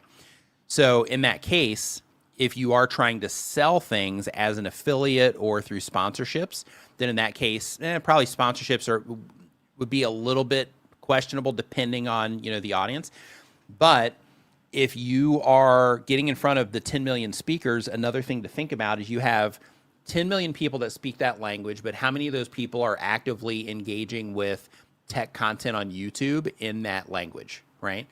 Because that's going to be something that is super important when it comes to your ability to reach those people in a way that is going to, you know, reflect, you know, your version of success on YouTube.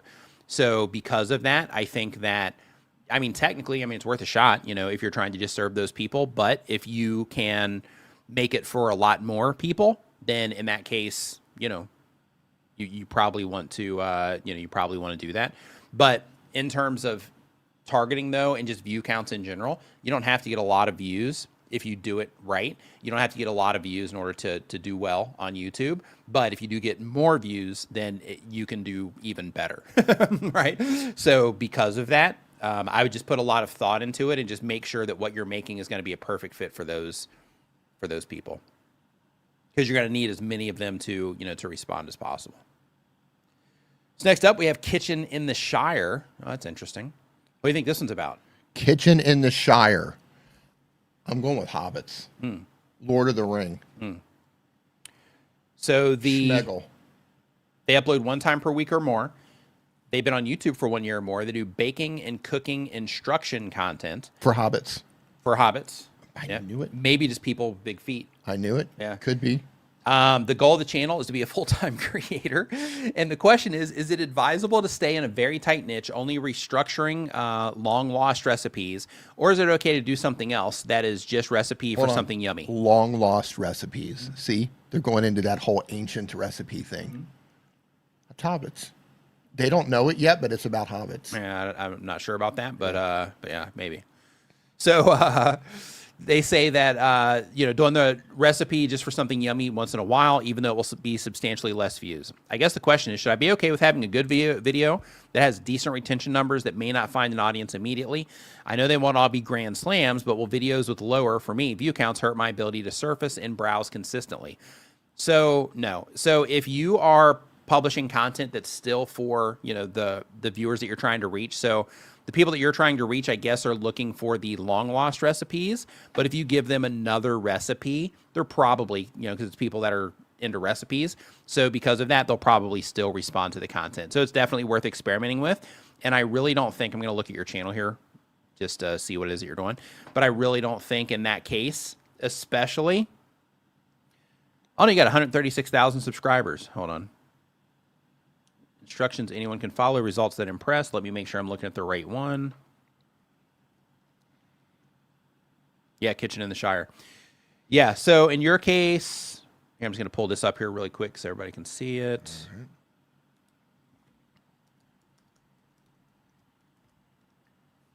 Yeah, so where you're at, I think that type of experimentation is perfectly fine.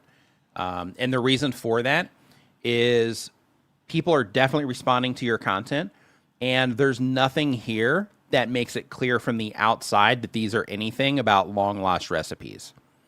So because of that, since you're not expressing the idea from the outside that these are about long-lost recipes, I wouldn't even worry about that part of what you're doing. So you do have, like this one, right? Stranger Things fans are obsessed with this recipe from the 1980s. So that one's still modern, right? But it's talking about the recipe from the 80s. So, you have a good bridge there, by the way, on that particular one. But here, leaves me in a favorite you've never heard of, but won't forget. Yeah, this one too, right? It's not clear that this has anything to do with anything ancient.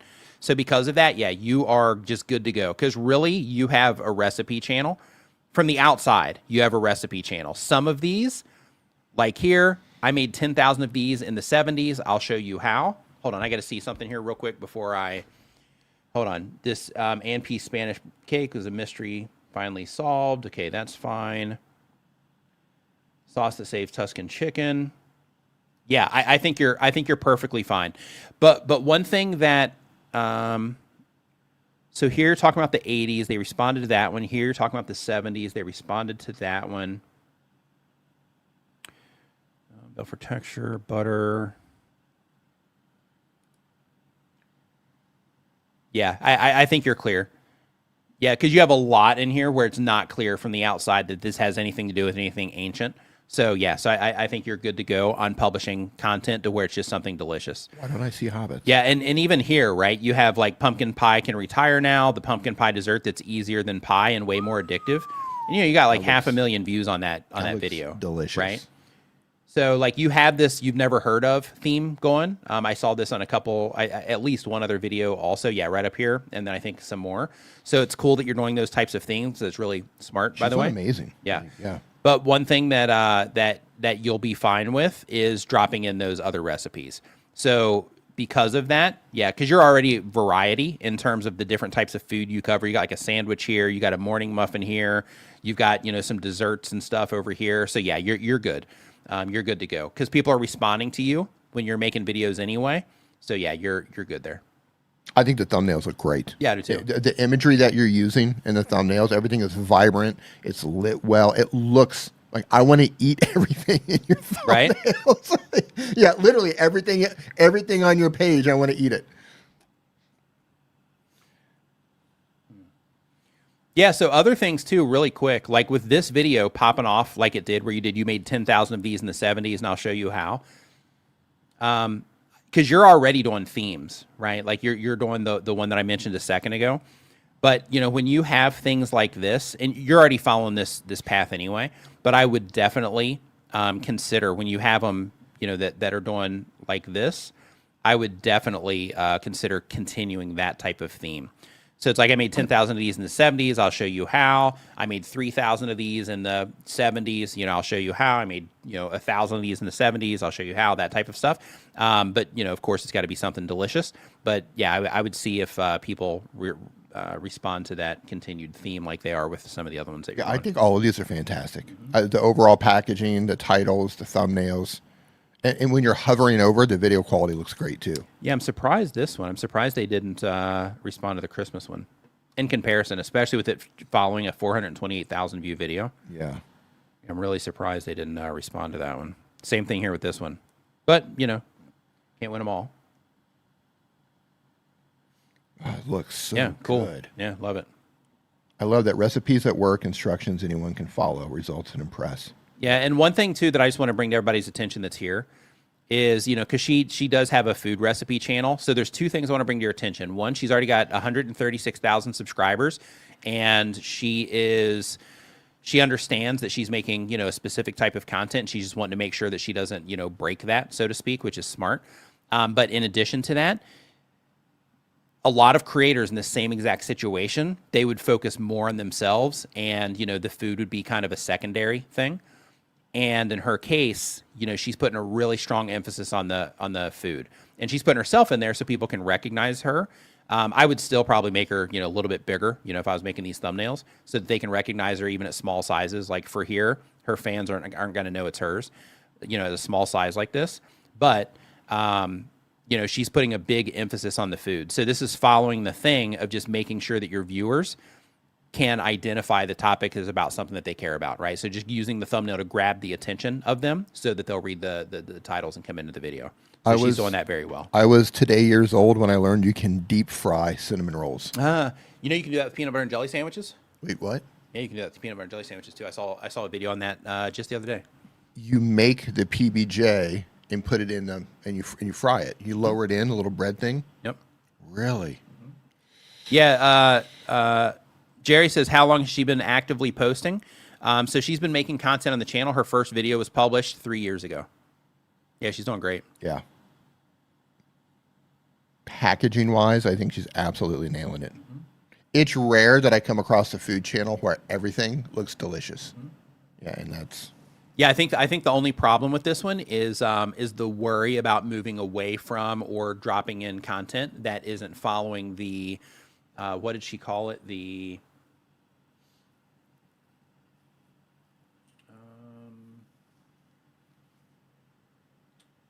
what did she call it? Oh, the reconstructing long lost recipes. Yeah, so I don't think that's super clear from the outside.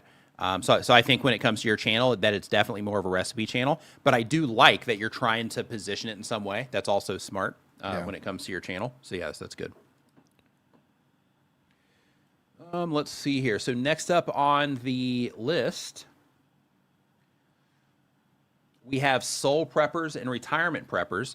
And Jerry, really quick, Jerry mentions, he says, that's impressive. 7 years later, I'm only about 10% of what she's built. So here's the thing though, man, like if you compare what it is that you guys are offering, right? Like look how consistent she is in terms of what it is that she's offering, right? It's all about making food, right? It's how to do this, how to do this, how to do this, how to do this, how to do this. And she's like strongly leveraging YouTube's recommendation system for all this stuff in terms of how she is, packaging everything. And also if you look in here, like if you look at her videos, let's go to the actual content here.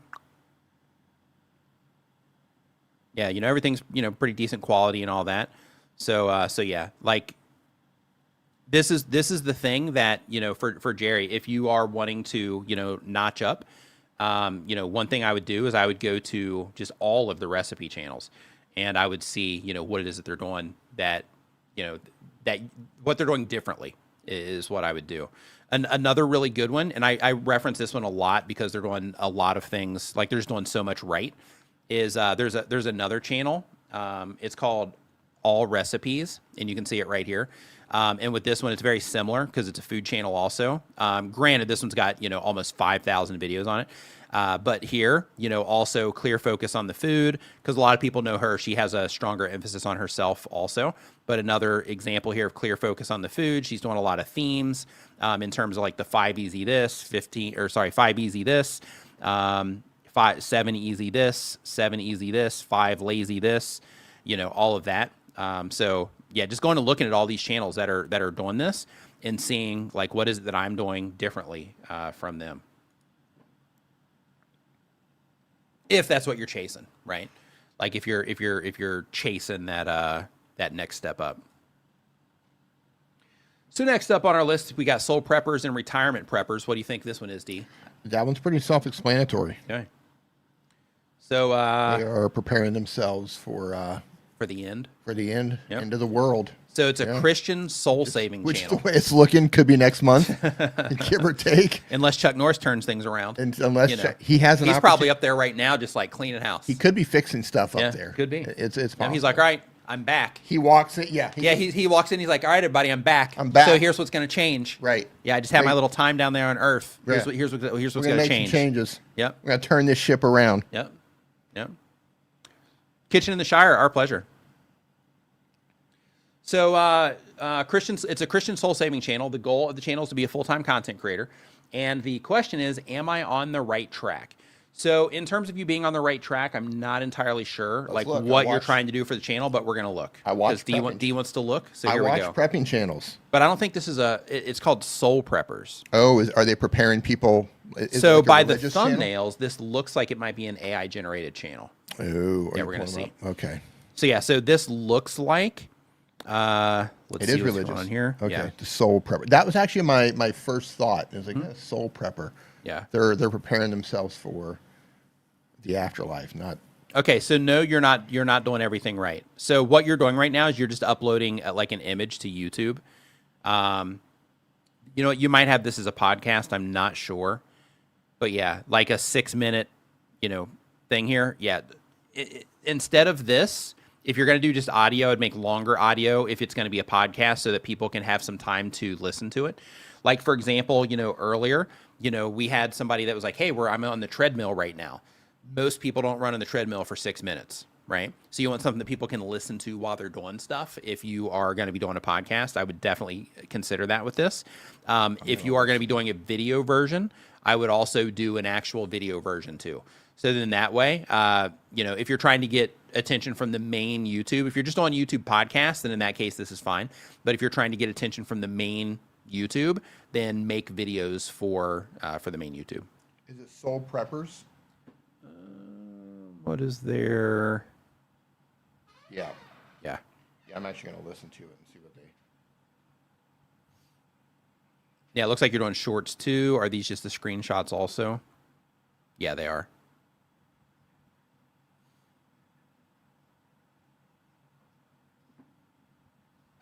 Yeah, so here, there's. Are you using AI voice for this? Is that what you're doing? It sounds like it could be like having a sermon with like some music behind it. So respect to the mission. However, I think the execution definitely needs a lot of work. But keep in mind, when it comes to YouTube, like this is all just part of the process, right? So you've learned how to, make the audio part. You've learned how to get it up online. You've learned how to make the images. Now you got to, take that next step for the video side of YouTube. Again, if you're just on the podcast side, it's perfectly fine. But if you are trying to leverage the main side of YouTube, then in that case, you definitely want to start doing videos now. What's up, D? This is mixed. So one of them is a guy speaking over music. It almost sounds like a sermon. The other one is it sounds like a song with a female voice, maybe created on Suno or something like that. Okay. So if you're using AI to generate all of this, yeah, it's everything that he said, but you need to make things a little more human because it was fairly identifiable that it was not. Yeah. Tango in the Kitchen says, I might need to rethink my current career choice because I lasted longer on the stream than I do in my 9 to 5. Nice. Well, if you want to give me your boss's phone number, I can handle that. I'm pretty good with bosses. Oh, love it. Yeah. So, so next up on our list here, we did the prepper channel. Yeah, for the soul preppers, really quick, where you pull up the next one. If you're making a music channel, if that's what it is, and you need to identify that it's music coming into it. If you're doing sermons or something inspirational, I would make sure that it's very clear from the outside. Because I didn't know I had to click in and start listening to figure out what you were actually doing. I thought it was going to be a podcast. That's what I thought as well, but it's not. So really quick, if you are just joining us, I do want to let you know that there is a pinned comment at the top of the screen where you can put your questions if you have a question that you want us to answer here on the stream. Anything about YouTube, your channel, anything like that. In addition to that, we have that same link in the video description. And if you are watching this from somewhere that is not YouTube, then you can go to nickniman.com/ask, and it will redirect you to this form that we are taking the questions from. And you can go ahead and add your questions in there. So next up on our list here, we've got Paradox Card Sessions. If you're enjoying the show, remember to give it a thumbs up and share it with a friend right now. So Paradox Card Sessions. We've had them up before. I don't know, haven't they? Do daily content on YouTube for less than a month. They do Pokemon cards and TCG. Goal of the channel is to be a full-time content creator. And the question is, none, but you have done my channel before. And I'm trying to learn as much as possible, and says I want to eventually make my channel full-time. How do I do that? It's a really good question. It's kind of open-ended. So let's talk about how you become a full-time content creator. It's a good conversation. So if you are trying to become a full-time content creator on YouTube, the very first thing that it makes really good sense is to make sure that the niche that you're operating in is as easy to monetize as possible. And that means if you have a lot of different ways that you can monetize that content, the less reliant you're going to be on large view counts. If your content is difficult to monetize, meaning that you only have really ads and maybe crowdfunding in terms of the way that you can monetize, then in that case, you are going to be reliant on always getting a lot of views on all of your videos in order to make sure that you have consistent income of some kind coming from YouTube. But with that, you can also, if you do get those view counts, you can also get sponsorships, that sort of thing as well.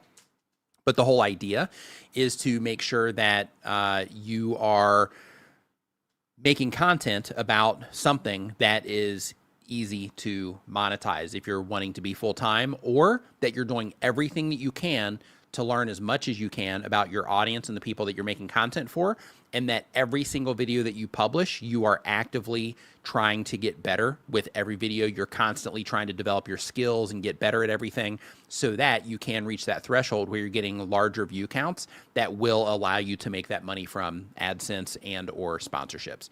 So because of that, if you want to be a full-time content creator, it's really important to just make sure that you are doing the right thing in terms of the content that you're publishing, and that you are getting as many things out there as you possibly can that you can monetize.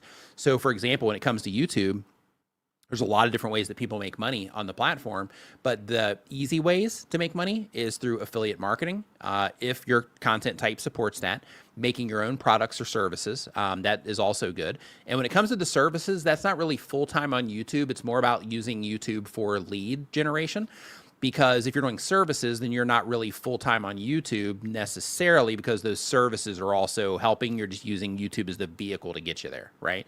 So because of that, you're kind of cross-pollinating there with full-time. Yeah, affiliate marketing, making your own products, brand deals, can also be very lucrative on YouTube.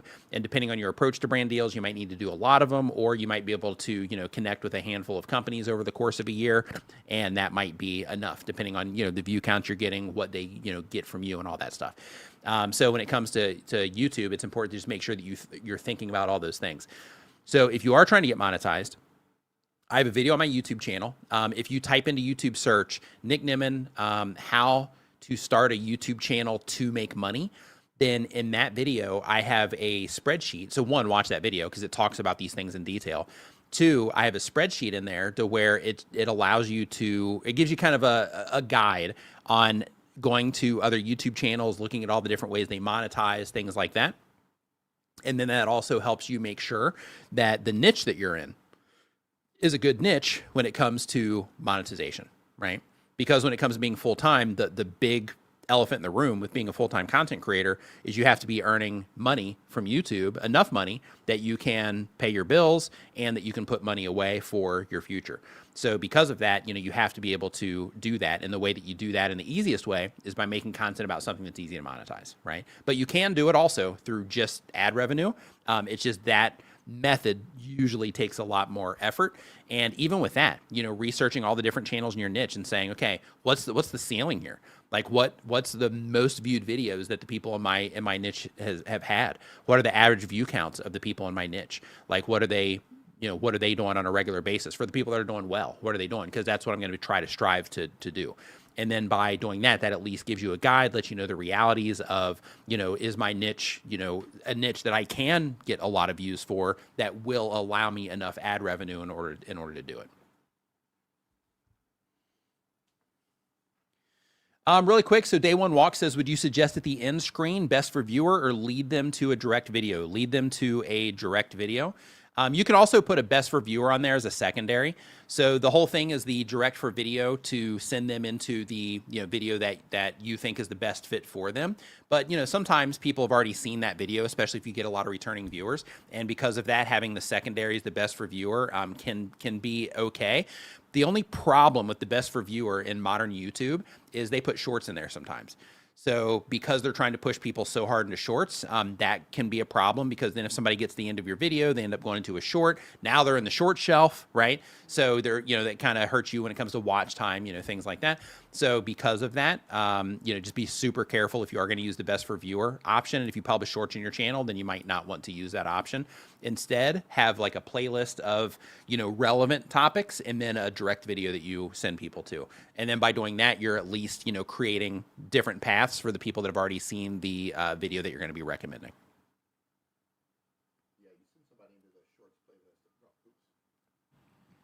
Send somebody into the shorts playlist, they're gone. Mm-hmm. They're swiping away. You lost them. Yep. So really quick, and thanks for the super chat. Super chat. Jackie V. Bez says, hey, can you guys help me understand why my shorts get more views than my long form, and how do I fix it? So when it comes to shorts getting more views than long form, this is a really common thing when it comes to YouTube, and I'm going to explain why here in just a second.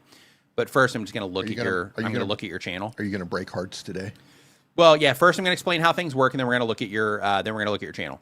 So when it comes to YouTube Shorts, and I'm going to explain this, and if you're here a lot, then you've heard this, but stick around.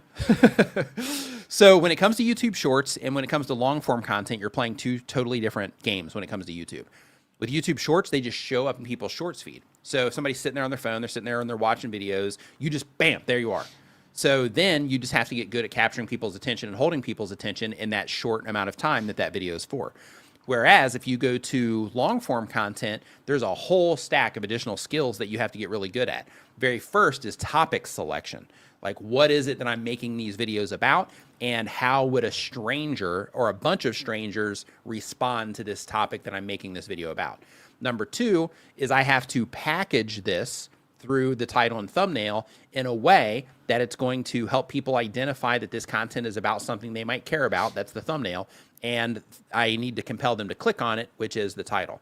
So because of that, you have those additional things that you have to learn how to get really good at. And the topic selection is a big one, especially in your case, which we're going to get to here in a second. And then once people enter your video there, then the experience that they're having in that video, the experience they're having in a 29-minute video is a wildly different experience and a wildly different expectation for the viewer than the experience that they're going to have in a 1 minute or 2 minute short, right? So because of that, you need to get good at all of these different things when it comes to long form content compared to shorts. You just have to be doing something interesting when it starts, right? Be doing something interesting or say the right things, right? That's it. So it's a totally different thing that you're doing with both of the shorts and long form, and that's what's causing the different response. So now what we're going to do is we're going to look at your channel, and I'm going to point out some additional things for you. So if we look at your channel, we can see here that you have snow day vlog, no work. So what I want you to think about, and you're the creator, so this is all obvious to you in terms of what this is about. Let me zoom in on this so everybody can see this more easily. So it's, what happens in this video right here, this snow day in New York, right? You know what happens here. You know all of the details of everything about this video. When it comes to making the thumbnail, you're making it saying, hey, let me showcase this snowman because we made it. And, let me have this like smaller picture of me over here and this picture of our group. And when it comes here, snow day vlog, because I know what happened here and no work. So for you, all the information here, so this makes a lot of sense. And it's all of us are this way when it comes to our own content.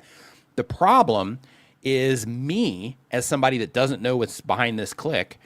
For me, I have no idea what's going on here, and a video just titled "Snow Day Vlog No Work." This doesn't mean anything to me. Like, there's no reason that makes me want to click on this as a stranger, right? Now, if I was somebody that watched some of your other vlogs and things like that, then in that case, maybe this would make sense if I could clearly see that it was your vlog, right? So maybe you had more emphasis on you, like you do here in this thumbnail or in this one. But in this case, because I can't really make out that it's you, I can't make out really what's going on in this and why I should watch it. And therefore, I'm not going to click on this if it gets presented to me on YouTube's homepage. Okay. Topically, it's not interesting. And just how it's packaged is not interesting either, right? So the video might be interesting, but I'm just saying step one, getting people to click on it, right? None of that is interesting where it currently stands.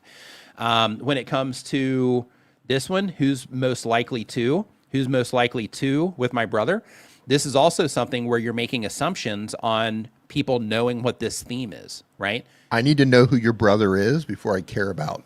Yeah, there's that, and the who's most likely to, like the theme in general is like, most likely to what, right?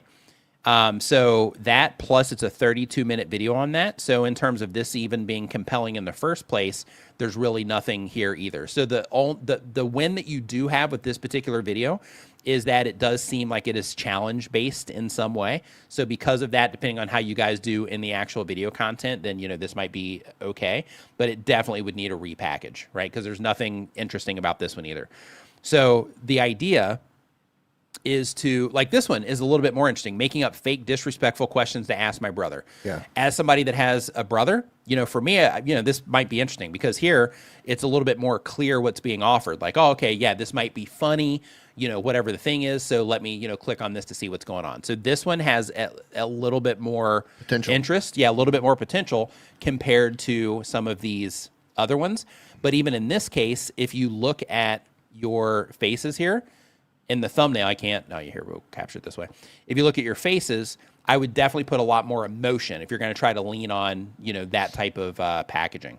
Because here, you're just kind of giving this like sly look and then they're just kind of looking over and you're trying to emphasize some of that with what you're doing here with the emojis and everything. But I would do it with the actual, your actual faces to where they look surprised that you would even ask that question or whatever the thing is, right? So I would think of those types of things too. But yeah, for the most part, because this is a vlog channel and this what you're going through right now with this and all the things that I'm telling you, this applies to most vlog channels on YouTube because they all do the same thing. So same exact thing here, getting into the Christmas spirit, shopping, decorating, and vibes. Again, there's nothing here that is like, oh yeah, I need to watch this. So if this shows up on a homepage, even at Christmas time, there's still no real reason to click on this video in terms of how it's packaged, right? So getting into the Christmas spirit, shopping, decorating, and vibes. We went shopping for Christmas, and I can't believe what we found, right? Like those types of things are a little bit better, but just a stripped away title where it's getting into the Christmas spirit, shopping, decorating, and vibes. There's just no real compelling reason to click on this. And that just kind of repeats. Vlog, spend a day with me, spend Thanksgiving with me, that type of thing. So I would work on that part of it. So what you want to think about is when you're doing vlogs, and again, this is really common with vlog content, what you want to think about is okay, if I am going to this thing, right? I'm going to this event. We're going out to play in the snow. We are having these, conversations, whatever the thing is. Before you make the video, ask yourself, okay, if this is what we're going to make the video about, then how can we package this video up in a way to where if somebody sees it on their homepage, that they'll think, oh, this looks interesting, or this looks crazy, or this looks like fun, or whatever the thing is, to where it'll make them feel like, oh yeah, I want to click on this and check this out right now, right? Because what you're trying to do there is you're trying to make the content interesting enough for when YouTube is showing it to people that they'll want to click on it and go in and participate in the video. So because of that, I would definitely make sure that you are just thinking about that before you even make the content. So for example, this snow day vlog, hey, we're going to go out and we're going to do this vlog. So because of that, how are we going to package this up? So if we're going to package this up, we're going to do these things. What's some extra fun things that we can do while we're doing this? Or what's a challenge that we can do while we're doing this so that as we are putting the vlog together, then we can make the whole vlog about this thing that we're trying to accomplish. So for example, we're trying to make a snowman out of hardly any snow, right? We got like an inch of snow and we're trying to make a snowman. I don't know what the snowman limit is on how much snow that you should get, but the idea is to try to make it about something that other people would think like, hey, this is something that might be interesting. So let me click on it and see what they have here. And Kitchen in the Shire, thank you for the super chat. Appreciate it. Says, grab yourself a Starbucks on us. Thanks, guys. Our pleasure. Our pleasure. Thanks for the Starbucks. Yep. So let's see here. So next up on the channel, or next up on the list here. You know, vlog channels are tough. Yeah. Lifestyle channels are tough. Vlog channels are tough. Because you're trying to make someone care about you before they know you. Like getting things in motion as a vlogger, getting things in motion as a lifestyle channel. And that's why you got to make it about them. Right? That's where challenges, stuff like that comes into, where it's like, hey, let me entertain them through this vlog and sharing my life. Yeah. Yeah, it's like watch me do this thing, but I don't know you yet, so I don't care if you do the thing. Right. Yeah, it's kind of a chicken or the egg situation, right? You want them to care, but they don't care yet because they don't know who you are. They haven't watched enough of your videos yet to care. So you have to make it about them over and over and over and over again, give them reasons to watch. And then an interesting thing happens and they start to care. And then they'll start to care about what's going on with your brother. And then they'll start to care about what you did for Christmas. Yeah. Yep. Weird. You got to gather them up first. Yep. And then once you gather them up, then as a filter, essentially, you'll have enough people that care that when you don't make it super compelling, they'll still come in and watch. Yeah. Because they're in it for you at that point. So next up here, we have TxWolverines. TxWolverines. This is great. What? I love this, and I'm going to agree with this. So, Scale Train Station's quoting Roberto. He said something that stuck with me, and I agree with this. He says, if you want to do a lifestyle channel, your lifestyle better be a lot more interesting than mine. Right. Yeah, I love that. Yeah. Yep. So TxWolverines is the name of the channel. They upload when they have time, but on YouTube for less than 1 month. It's gaming content. The goal of the channel is to make money, moolah, cheese, cheddar, dinero. And the question is, am I on the right path to growing? If not, what do I need to work on in the future? Money. So let's see what it is that you have going on here. Everybody needs money. Nice. Is that like a D original? I'm just right there. Yeah, I'm trying not to give you a copyright claim. That's good. Yeah, we're gonna have to sample that out and make a little beat I'm with you I'm saying working that you need money. between the notes, singing it in off keys, so Okay. you don't get a claim. Okay, nice. Because I love you like that. Nice. So hopefully it won't nail it from the transcription. Yeah. Yeah. So next up on our money. list. Everybody's talking about money. It's not a real thing. So next up, not next up. We're actually looking at this TxWolverine channel because they said, what can they do better? Okay, so let's take a look. D. Oh, you just got demonetized, dude. What can they do better? I am so sorry. That's all right. Well, what can they? What are you doing? What can they do better? They're a gaming channel. Let's see. Okay. What is this? Saving Austin, the bridge fight against Terminators. Okay. Is the whole channel about Terminator? Yeah. So the question, just as a quick recap, says that they want to stick to gaming and not bring in politics, which is fine. And they say, am I on the right path to growing? If not, what do I need to work on? At a glance, is this the first video that they have 6 months ago? So the first thing you need to do is work on consistency. Yes, publish if you videos. If you haven't published in 6 months, let me check some other stuff here. Let me check. How are they doing on shorts? Yes, they haven't published a short since January. They haven't published a video in 6 months, and the live streams. How are they doing on streams? 6 days ago. Okay, Yeah, so live streams is the thing. Yep. Yeah. Oh, interesting. The little date thing that I made, it shows up on some live streams too. Oh, that's interesting. Oh, interesting. Oh, nice. That's a little bonus. I mean, I can see it down here, but still, it's a bonus. All right, go ahead. When it goes to your long form videos, it looks like some people are responding to them. Granted, they are a little bit older, but I would make sure that you're uploading regularly for long form videos. If you're going to stream regularly, I would also make sure you're uploading regularly. In terms of your thumbnails for your long form videos, go back. Yes, I mean, I don't even know if they're doing long form content anymore. Well, what about the live streams? Okay, let's focus on the live streams. I think your long form thumbnails are significantly better than your live stream thumbnails. Like at a glance on your long forms, I have a pretty good idea what it's about. When I just glance at your live streams, I'm struggling. My eyes are kind of going all over the place. I'm having to actually read your title to figure out what's going on. Hold on really quick. So Ride Along Gang, he was just joking about the video getting demonetized. Yeah, he was just joking. Oh, no. Yeah. No, I would have packed up and walked out already. If I would have just very quietly gathered my things over here, closed the laptop down, and just exited. Yeah, I would focus heavily. Hey, shoot me a DM, Home Rapid Repair. Shoot me a DM or an email or something. I think you should have my email. So yeah, shoot me a message. Yeah, the people you're targeting might identify with with these characters. Same with you, Tim. They might understand these characters, but as someone who doesn't know your game, I'm having to read your titles to figure out what's going on. So that would be my main thing. Yeah, so there you go. Yeah. So I think some of the stuff that you're doing here, I was just going to say you're putting the titles of the game or they're putting the name of you're putting the name of the game in the titles, which is good. Good. Yeah, so a few things. So first, here you have boiling point is insane, and I love it. So that's cool.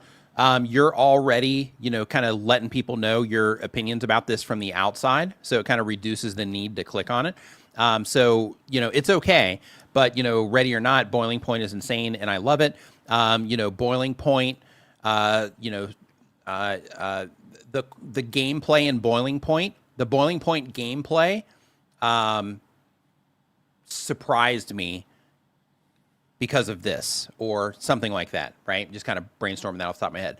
But the idea is to not give away the entire farm here because now they know it's insane and that you like it. So now they don't even have to click on this video to figure that out.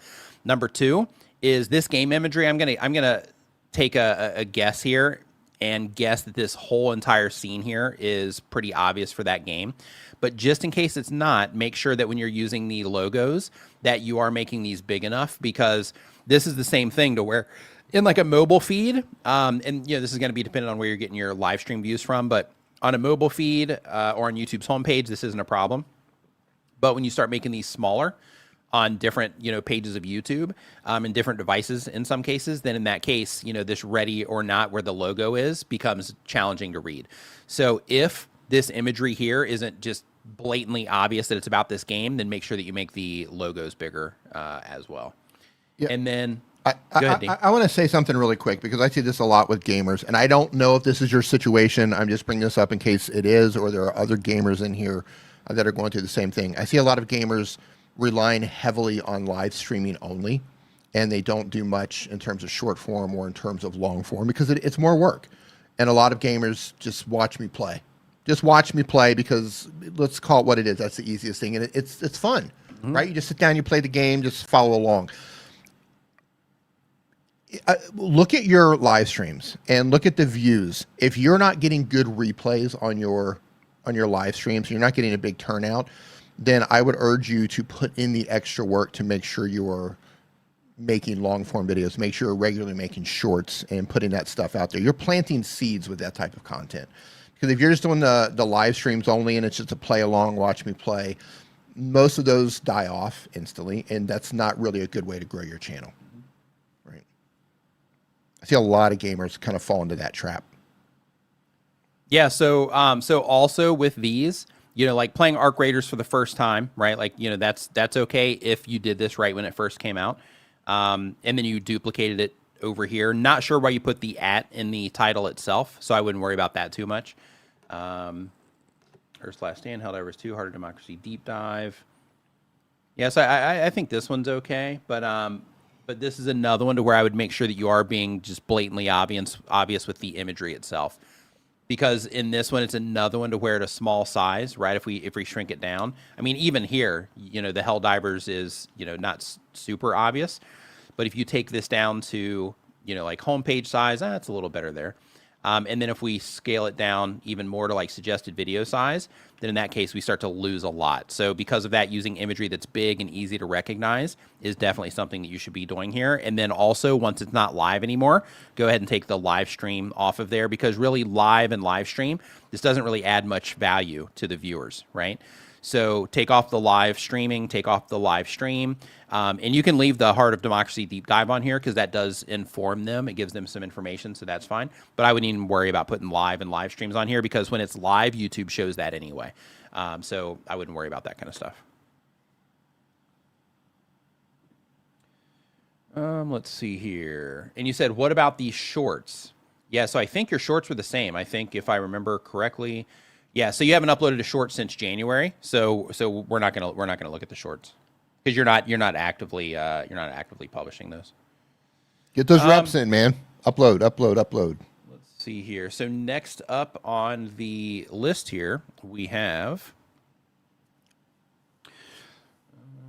If you're enjoying the show, remember to give it a thumbs up and share it with a friend right now. So next up we have Arc Collectibles. Arc Collectibles, they upload 1 time per week or more. They've been on YouTube for less than 6 months. They do TCG Collectibles channel. Goal of the channel is to make money.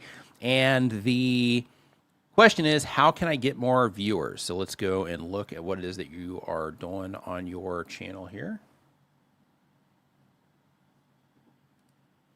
They're doing art collectibles. I think we had them up. Arc. A-R-K. Yeah, I think we had them up before. Yeah, so you haven't published in 2 months. At all? And you did do some, you are doing shorts. So your last short was back on the 12th. So you are doing, shorts. So I think if we pulled you up before, which I think that we have, then yeah. So I don't think you've published a video since we pulled you up last time. Because I remember this this card here where you're holding it in your hand. So yeah, so we'll skip this one. So getting on a regular schedule can definitely be helpful when it comes to YouTube. Not necessarily like, algorithmically, but in terms of just staying in practice, right? So because it's really easy to fall out of that and just not publish. But if you stay in practice, then it makes it easier to stay, to keep publishing content. So, like for example, like with this live stream, even when I'm not publishing YouTube videos regularly, I still do this live stream. And that is 1, so I can make sure that I'm helping you guys out. 2, it also keeps us. What just happened? You all right? I think a spider just in the ceiling on me. But yeah, but it's also, this is a staple piece for me in terms of like, no matter what's happening in my schedule, unless I'm physically traveling and I can't, or I'm sick and I can't, then in that case, we always do these streams, right? And then this is my, this is my touch point, so to speak, that I keep showing up for, even if I'm not publishing a lot of video content on the channel. So, so because of that, just make sure that you are staying in motion with something. If it's shorts, if it's live streams, if it's videos, something, just make sure that you stay in motion. Because you mentioned here that you're trying to figure out how to grow the channel. That's how you grow the channel is practice, right? So, right now you have 98 videos. So keep going. A lot of those are shorts too, which are relatively easy to make, especially with what you're doing. So now, yeah, you need to stay in motion. And that's the best thing that you can do right now. All right, so next up on the list here, am I freezing up for anybody else, or is that just on my end? So the next question here, while I'm waiting for that feedback, is Fear Oracle. That sounds scary. So Fear Oracle, they upload 1 time per week or more. They have a reaction channel. Stream is clean. Thank you. The goal of the channel is to be a full-time creator. And the question is, during an upload, when you answer the monetization questions, if you select one of the options for a language that includes words like, some profanity, where it's still fully eligible for ads, does it limit views in any way since you marked it as having that kind of language, or is it better to censor those words so you can answer none to that question? Also, is uploading a short at the same time as a long form mess with the views of either one? Thank you so much. So when it comes to uploading shorts and long form at the same exact time, I would not do that. And the reason for that is because when YouTube is recommending content to people, like if I would log into YouTube right now and you just uploaded both, then they might show me a short in the shorts feed because they're, trying to cram shorts down everybody's throat. So they might show your short there in the shorts feed on the homepage, and then your video might also be there. So then I got to pick one, right? So I would give it a little bit of breathing room instead of publishing both, at the exact same time. In terms of the language, so in the video, you're fine, right? Like you can say what you want in the video. YouTube has gotten really they've lowered the restrictions when it comes to language. So they used to have this thing where they had it where they are, where like if you say profanity in the first like 5 seconds of the video, then, you're risking more demonetization, that kind of stuff. However, when you are, like with the new rules, like they're a lot more flexible on that sort of thing. But what I recommend though, is if you are going to be doing that, just do it later in the video. right? So keep it clean until you get a little bit into the video. So then that way, at the beginning of the video, you're not turning people off there that don't want to hear that. And then once you get into the video itself, let's say you're, 2 minutes in, something like that, then, that's where you might want to put that kind of stuff.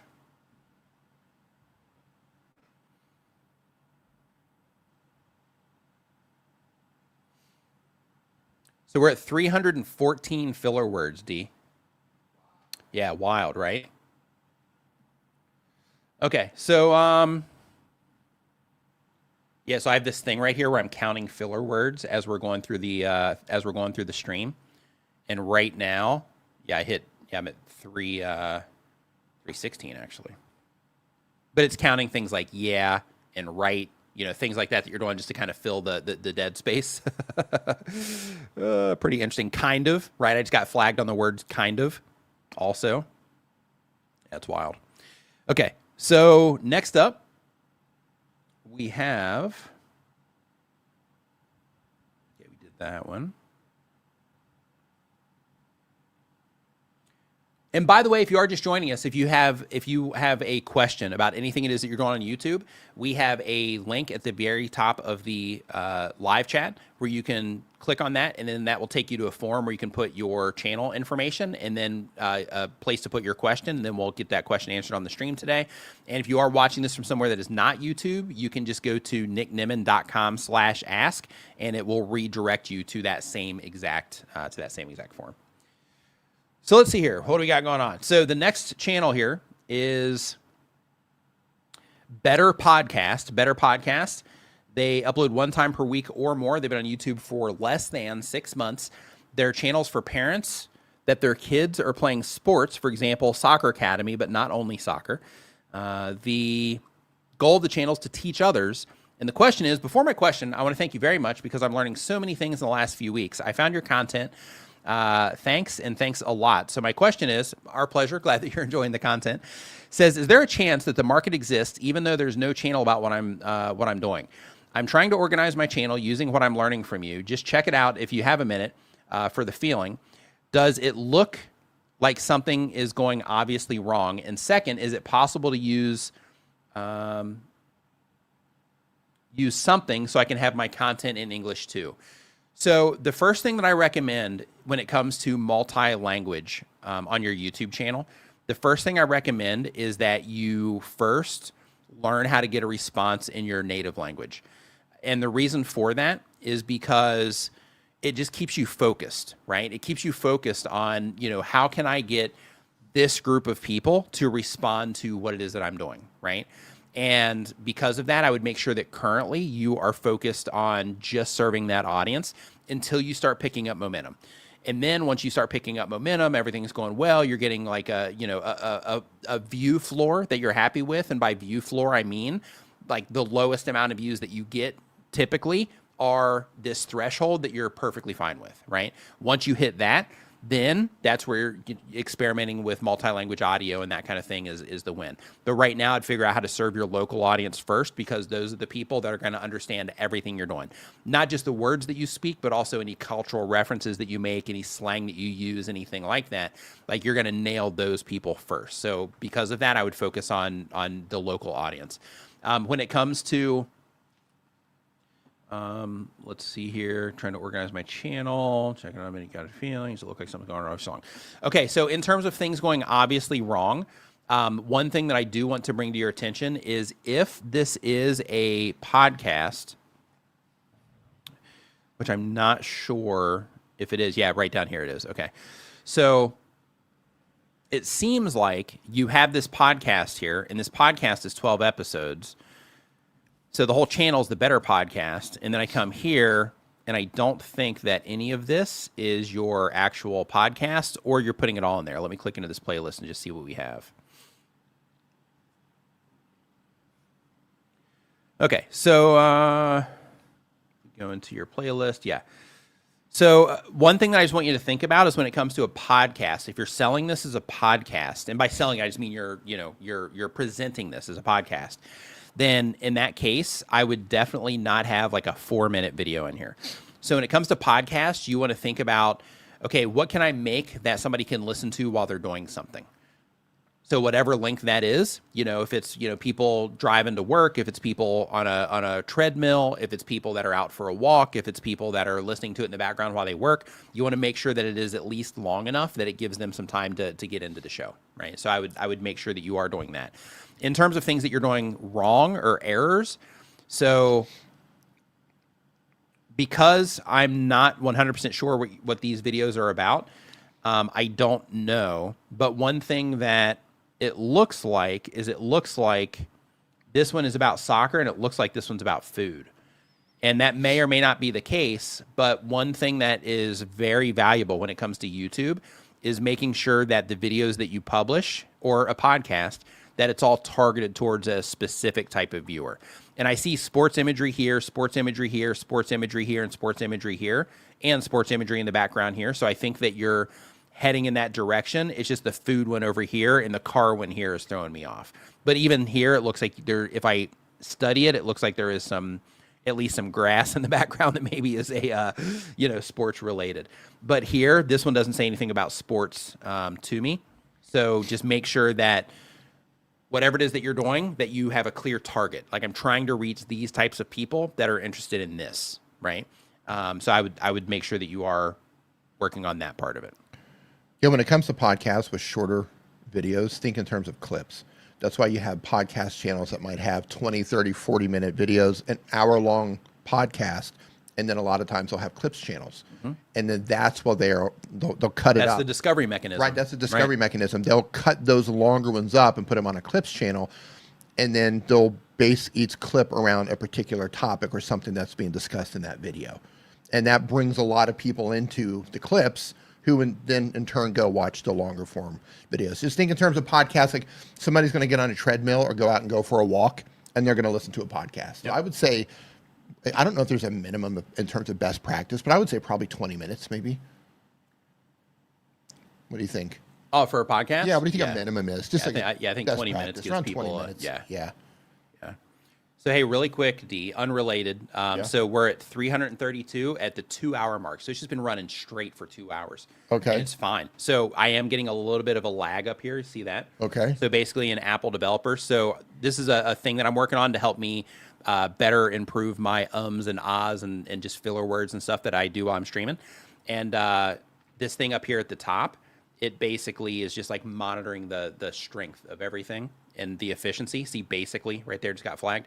But yeah, it's held up great. So just sharing that with you real quick, D. But I'm turning it off now because my phone is after 2 hours and had it plugged in. It's a little bit warm. So have you seen the fans that live streamers are putting on their phones? No. Has anyone in here seen the fans that live streamers are putting on their phones? We were at the night market a couple Sundays ago, and here, so I know in the West, online shopping it's picking up really there. quick. When people say in the West, yeah, it makes me think like Wild West. Well, that's what I'm talking about. Yeah, like it doesn't, like I don't think like like the States or like anything like that. I think cowboys. Right. When people say for that. those of you in Arizona, like Western countries, I'm like, is Clint Eastwood there? Is that where Clint Eastwood lives in those Western countries? I mean, it is. But for those of you in Arizona in 1912, I'm speaking to you.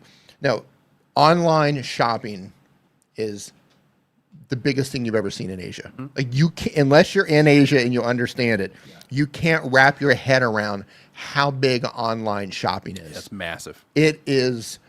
It's insane. So when you go to the markets here, it's the Wild West. Jerry says, "Yeah, it is the Wild West here." Yeah, it looks like it. Yeah, that's what it looks like from over here. Right. Yeah. Well, there's two ways to look at the Wild West. It's either the Wild West back in the old days, or it's the way Beanie and Doug live in Australia, like Mad Max. Right. That's kind of what Those are my two frames of reference.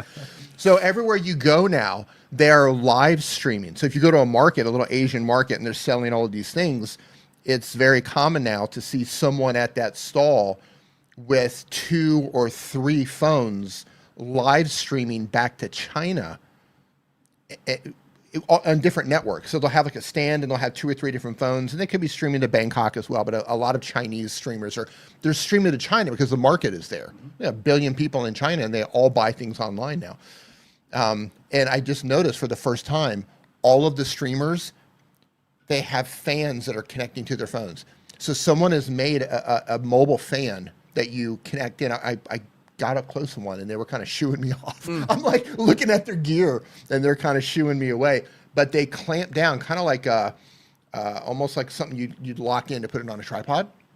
But they clamp into your phone and they're fans, and then you screw the fan into the tripod. Is that Half-Life where they have the thing that goes and suctions on your face? Is that Half-Life? That an Alien, yeah. Oh, okay, yeah, maybe it's just Alien I'm thinking about. So it's like that, but for the back of the phone. Yeah. Okay. Just like that, but they're Okay. just like, like 6 little fans on each one. So they had them all in the back of the phones, and I was like, that's awesome. It is. Yeah. Yeah, it's smart. Yeah.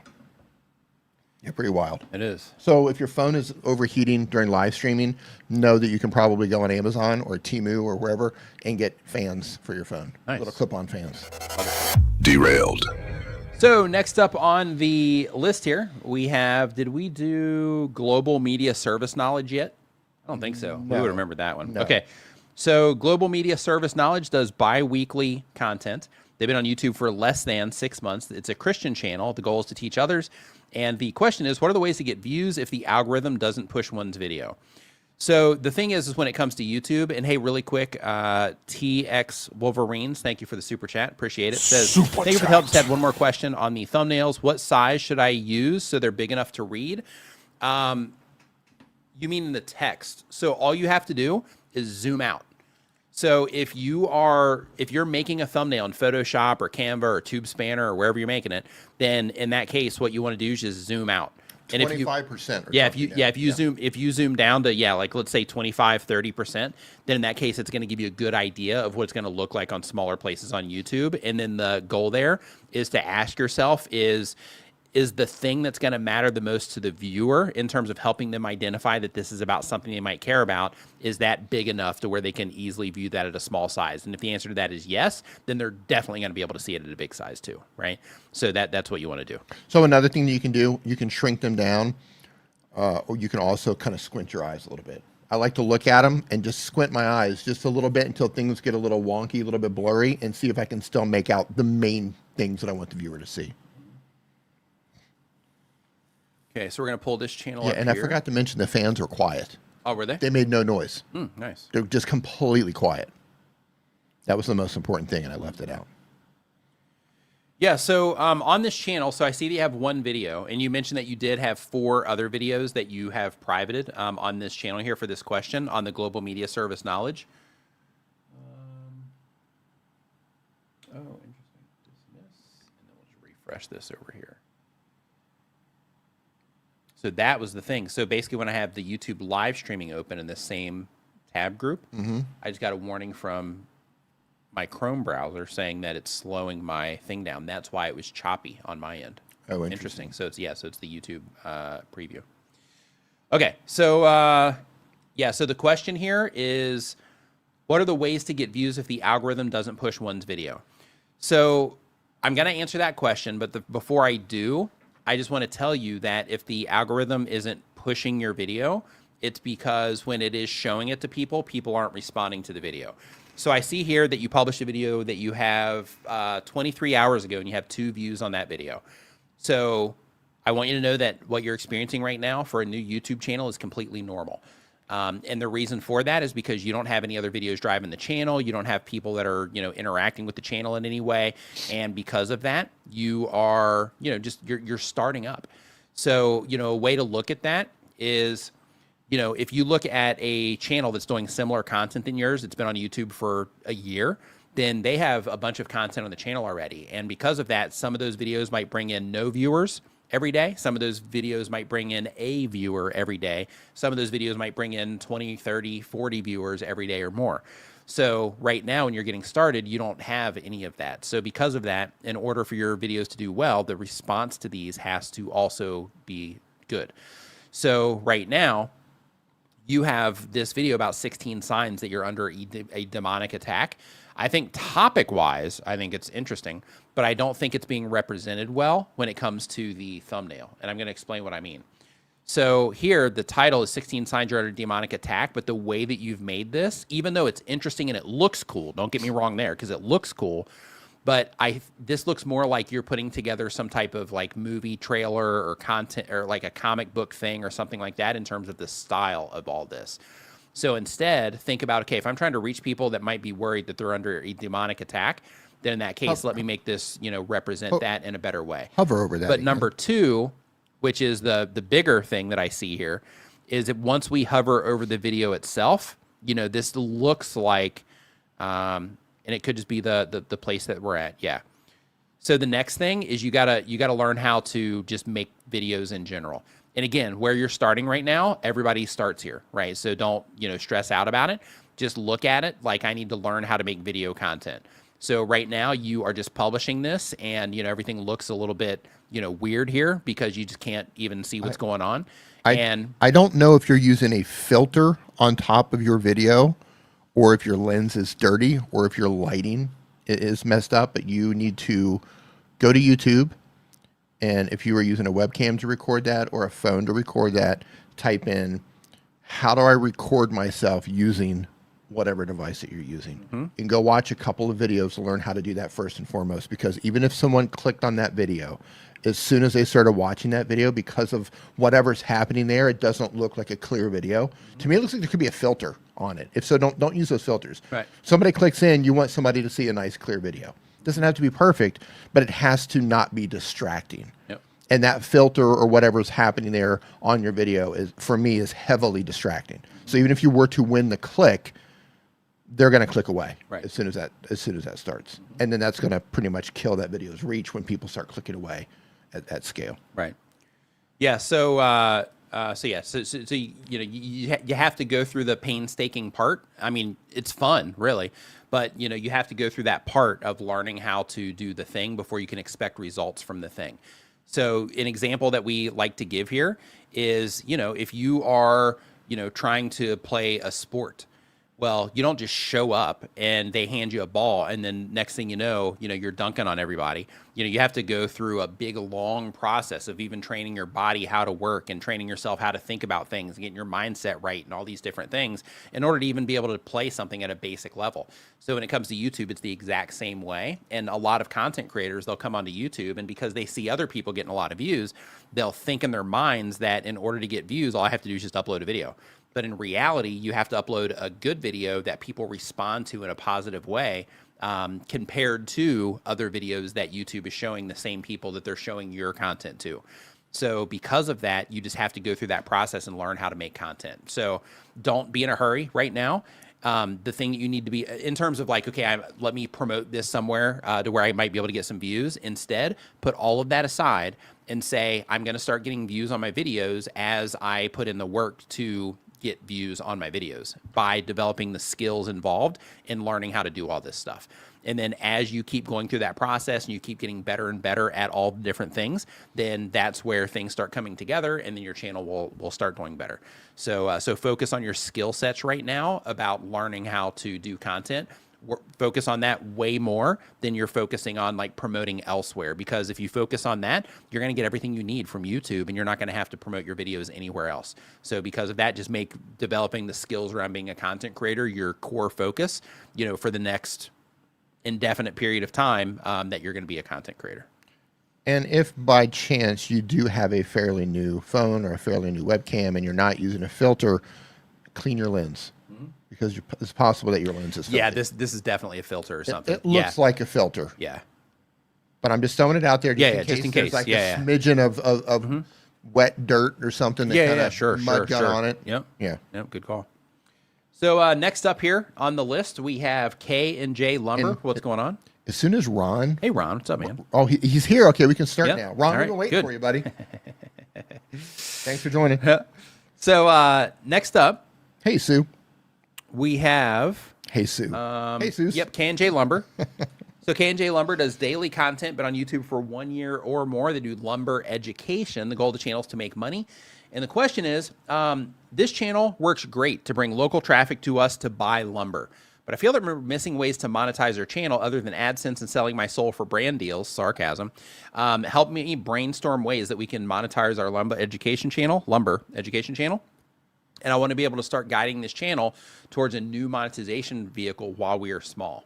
Love it. Okay, so let's look at what it is that you are doing. And I just want to say before you pull up the channel that I think it's awesome that you're doing lumber education, because I have searched. I don't even know how many times I've searched. So we're in Thailand, in case you don't know. And in Thailand, we have ridiculous amount of problems with termites. So I have searched so many different types of wood over the years. We like building the studio, choosing the right stuff for building materials that might be somewhat resistant to termites and that sort of thing. So yeah, kudos to you for making the channel that I wish I would have found out about years ago. Yeah. Lumber education. Yeah. All right. So let's go ahead and get this puppy opened here. Okay, see what you got. If I move this around, yes. God, why didn't I do that before? That looks so much better. Right? Yeah. There we go. Okay. So we're talking about monetization. So first, we're going to go to your video descriptions and see how you're monetizing. You know, let's go to the video with 1,000 views on it, because that's more people that you could have monetized here. We're going to go to one of the, we're going to go to this 14,000. Sorry. That's what I'm talking about. And we're going to go to the 14,000 here. Okay, now we're going to come down here. Okay, so it looks like you're doing Amazon affiliate, so that's good. You're already doing affiliate things. Nice use of the emojis to bring attention to the links. Yep, right over there. Yep, like that. As we scroll down, Physics Forum, special thanks to these people. Okay, so the very first thing is you're already doing affiliate marketing, which is great. Number two is if you have anything that you know based on your expertise. So you're educating people on lumber. And if you're educating people on lumber, then that means that you are probably pretty knowledgeable when it comes to lumber. So because of that, people that are interested in this might pay for some type of guide that you put together that teaches them about how to pick lumber. So if somebody's building a house, or, you know, like, you know who it is that's watching your videos. So if those people need that type of information handy for them to where they don't have to go to your channel or they don't have to take notes or anything like that, you can put together a PDF guide for them. You can make this inside of Google Docs. All you have to do is open up Google Docs, just start writing, you know, all the different things that you know, that would eventually turn into a guide, and format it in the best way that you can. Once you get all that information there, you can take that, drop it into ChatGPT or Claude, tell it to make it all pretty, and then it'll make a nice and pretty PDF for you. And then there, if you want to, you can put a cover on it, or you don't have to. But once all that is finished, then you can have the PDF that AI converted for you, or if you have it all inside of Google Docs and you don't use AI for any of it, then you can just click the download button and you can download it as a PDF. Then from there, you can put it up on a website like Gumroad, and Gumroad, you can put stuff there and you can sell it directly in Gumroad, and you upload your PDF there. And then when people when they want to buy it, then they just click the link in your video description, go to your Gumroad store, and then they can make a purchase and then download it right there. So that's one way. What were you going to say, D? What was your way? I was just going to say you could also use I can never remember the name of it, the one that integrated with YouTube, the t-shirt one. Spreadshop? No. Fourth Wall? Fourth Wall. Okay. You can sell PDFs through them now. Oh, nice. Yeah, they have digital products. Oh, now. nice. Okay. So you you can do that as well. I was just going to say, I would have probably paid you for a short phone call consultation back when we were building all of this studio, because I was so confused about, I was just getting conflicting information online about the different types of wood that might be better for mold resistant, that might, you know, for termites and that sort of thing, without buying really expensive wood. I would have probably easily paid for like a 30-minute consultation or something like that. Nice. So I don't know if that's something not now, but that might be something you might want to consider offering. Yeah, so another thing too is, you know, when it comes to that guide, you can do like the Gumroad route, or you can do Fourth Wall. You can also set up your own like Shopify store and do it that way. But all of those things, you can connect them to your YouTube channel, and then they can show up underneath your videos too. And then if you did Fourth Wall, then you could technically make some fun wood-related, you know, coffee mugs, things like that, and you could have those available. Probably wouldn't be a lot for income, but it would be, you know, here and there that would add to the bottom line. But like the PDFs would probably be a good one. Another one is if you have that same expertise around wood, is make content that you put into a course of some kind, to where, you know, if the people that are watching your videos would find value in like a deeper dive than what it is that you're doing on your YouTube channel, then in that case, you could have a course available for that. It could be a few videos. It could be a lot of videos. I'm not sure what's involved with, you know, the expertise that you have, but, you know, you can do that sort of thing. That's really common on YouTube to drive people into that sort of thing. I would have videos on all the tools that you're using. Yeah. Or anytime you're using a tool of any kind, I would make sure, and I think you are selling for Amazon links, but I'd make sure, I would build comparison videos. Like if you're trying to make money, I would compare different types of tools that you use and focus more on that, driving people into trying to get. Yeah, that's back on the affiliate thing. Right. Did they want to move Yeah, they're away from doing that? affiliate already. Huh? Okay. But what you're saying, though, in terms of making affiliate appropriate content versus just like, okay, hey, we're going to talk about wood, also mix in content that's for the purpose of affiliate. That's what you're saying, right? right? Yeah. Right. Specific clarifying, videos that are the whole purpose is to drive affiliate sales. Like this one. But it's for, yes. Yes. There you go. Yeah, so like situations like this. Other things that you can do if you are trying to increase affiliate revenue is if you do have a nice set. Yeah, this Woodworking Expo just keeps getting better. That one's not really a tool. Cutting stuff in half with our sawmill, 10,000 subs. Hold on, I'm looking here to see how often you do products. But yeah, other things that you can do on the affiliate side is if you do have more videos like Dee's talking about where you do tools, is you can also do comparisons. So it's like, okay, if you're cutting, you know, if you're cutting this grade of lumber, you know, which one of these tools is going to be the best fit for you. And then by doing that, it's spreading awareness about both of the tools, and you would have a link to both of those down in your video description. Right. And then, you know, you can do a whole thing of, you know, how to cut this type of wood, how to cut this type of wood, how to cut this type of wood. And with every one of those videos, it would allow you to promote something as an affiliate as well. And you could also hop up here. Hold on. How to cut wood in an angle, how to cut wood with a circular saw, how to cut wood without a saw, how to cut wood paneling. That wouldn't really apply. But anyway, you get the idea in terms of, you know, different things that people are looking for here also that you might be able to make content about. Around objects at different angles, around pipes. Yeah, some of these might apply, some of them might not. But the idea is just to think about, okay, if people are coming to me for wood advice, like what can I give them, you know, about wood? So the comparison stuff, though, is really good when it comes to affiliate marketing because it gives people two choices. You can also do a list video, which is also good on the affiliate side of, you know, X, you know, tools that every woodworker, or, you know, if that's your audience, that every woodworker, you know, needs in their toolkit, you know, those types of videos. Those are also great when it comes to affiliate. And hold on, woodworking tools. Yeah, other things, you know, best woodworking tools, you know, 2026, best woodworking tools under $20, under $30. You know, these are all things that people are actively looking for.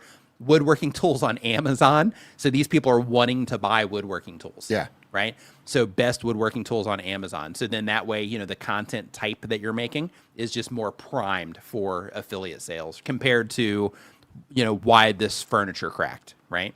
But even in this, though, People, you know, if you lead them to a tool to fix this or a fluid or something to fix this, then that's an affiliate opportunity too, and you did well there. But if it's not, you know, where you mentioned that sort of thing, then yeah, then there's that. Yeah, I think any of those are a good fit. And if you're not wanting to do sponsorships, then yeah, I think the affiliate route is definitely something to lean into. And then your own personal products, like the PDF guides on different stuff, would definitely be the thing. And depending on what they're coming to you for, like why people are trying to learn about these different lumbers, like if you have people that are watching furniture and you have those type of videos where they're trying to get the right lumber to build furniture, then you can have like, you know, furniture blueprint books that you sell and that kind of stuff. All those things require extra work because you got to create the product. But once you create it once, then you can sell it, you know, forever with what it is that you're doing because you don't really need to update anything because wood's wood, right? So because of that, you know, I think all of those would be a, you know, good additions to what it is that you're doing. I like your thumbnails though. Mm-hmm. Yeah, it's nice and clear. Yeah. Well, that's interesting. All right. So next up, we have, yeah, and really quick, just as a heads up to you, because Larry, he also does, a lot of affiliate stuff on YouTube, and he says that, YouTube shopping also pays better than Amazon. So with Amazon, you're stuck into Amazon and their percentages, but with YouTube affiliate, you can actually find the products. You can see the percent that they're, going to give you, the cut that you're getting, and it's almost always more than what it is that you're going to get on Amazon as well. And they're already on the platform, so there, you're already ahead there. Hey, Nikki, good to see you. Hey, what's going on, Nikki? So yeah, thanks for that mention. Appreciate that. So next up on our list here, we have, did I take this down? Yep. So next up, we have, letting it load. There we go. Who's up? Consumer Compute is the name of the channel. They upload one time per week or more. They've been on YouTube for 1 year or more. They do tech reviews. The goal is to be a full-time content creator. And the question is, what specific strategies or practice can I implement to enhance viewer engagement and retention on my YouTube channel, particularly with my tech-related content? Also, are there any content trends or analytics I should focus on to further grow my audience? Let's see what it is that you are doing.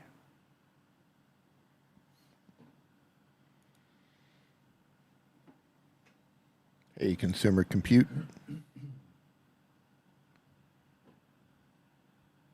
You pulling them up? Okay, just getting started here. Yeah, 112 videos, 740 subscribers. Let's see what it is that you're doing. Okay, so you are doing tech content. Computer Compute exists to help you make smarter tech decisions. That's great. Pull them up. Yep. Load them up. There we go.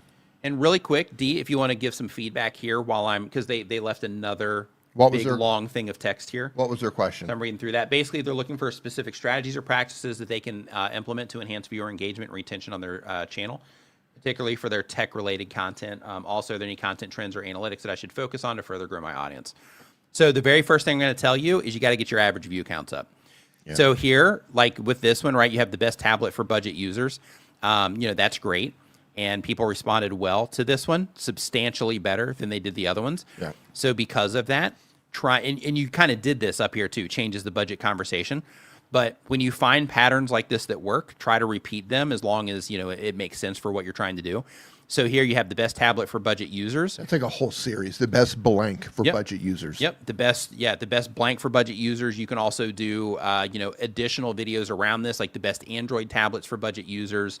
I guess if you have tablets just in general, the Androids are probably in that list, somewhere. But yeah, building themes that have been proven to work already. Here, we can actually do this in a more easy way. Okay, so nothing has really popped substantially, it looks like, except for that one. Across the channel. Okay, so you're good there. So yeah, following these types of themes. Also, here you are kind of dividing your audience up, which I wouldn't do right now either. So here you have a Samsung video, and then you have an iPhone video right after that. And then here you go back to, it's fine on the computer side. And then here you go back into Apple secret, $599 phone.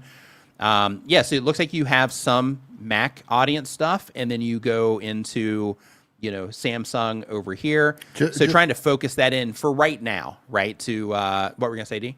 Oh, I was just going to say, and right there, like, why $200 phones die in 2 years? Why cheap phones die in 2 years? Cheap and expensive. Because if you're just putting a number on something like that, like that's harder for somebody to come across. You're going to have to be interested in a $200 phone specifically to click on that. Let's see here. So we have Apple Secret on your phone. Yeah, so a couple other things too, is you mentioned like in the video content itself. So one thing that I would definitely do, because we don't actually watch videos here during the stream, but one thing that I would definitely do is I would look at how you formatted this video, because topically, right, this is a win. I would also look at see where you got your traffic from on this. Meaning, look in your traffic sources report on YouTube, because you mentioned analytics in here. Look in your traffic sources report on YouTube for this video and see where your viewers actually came from.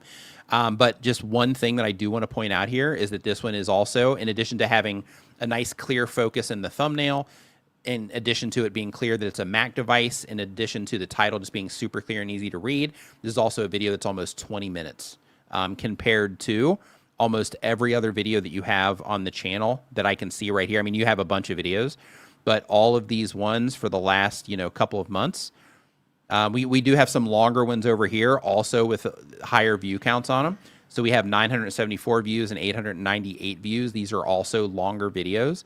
So the people that YouTube is, here's another longer video, 15. So the people that YouTube is showing your content to might enjoy, these longer deep dive videos that you're doing. So that's definitely something to experiment with. So one thing that you can do to kind of uncover this, and again, I'm mentioning this because you mentioned analytics. Another thing that you can do to uncover these types of things is you can start putting in like, okay, these are all my videos that are 1 to 5 minutes. These are all my videos that are 5 to 10 minutes. These are all my videos that are 10 to 15. These are all my videos that are, 15 to 20. You can also do them in 10-minute blocks, whatever makes sense for all your content.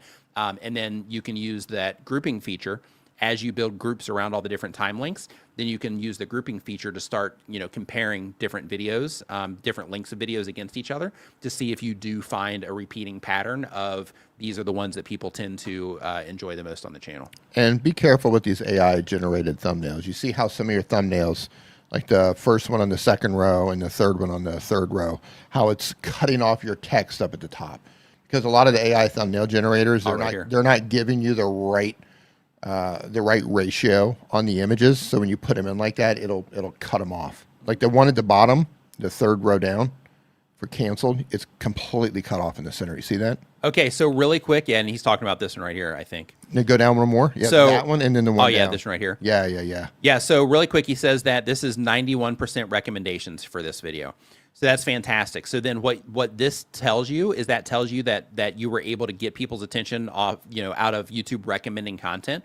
So because of that, you need to analyze the heck out of this video, meaning look at the structure of this video. And then you also want to look at your other videos that have done well, or just compare this against ones that haven't.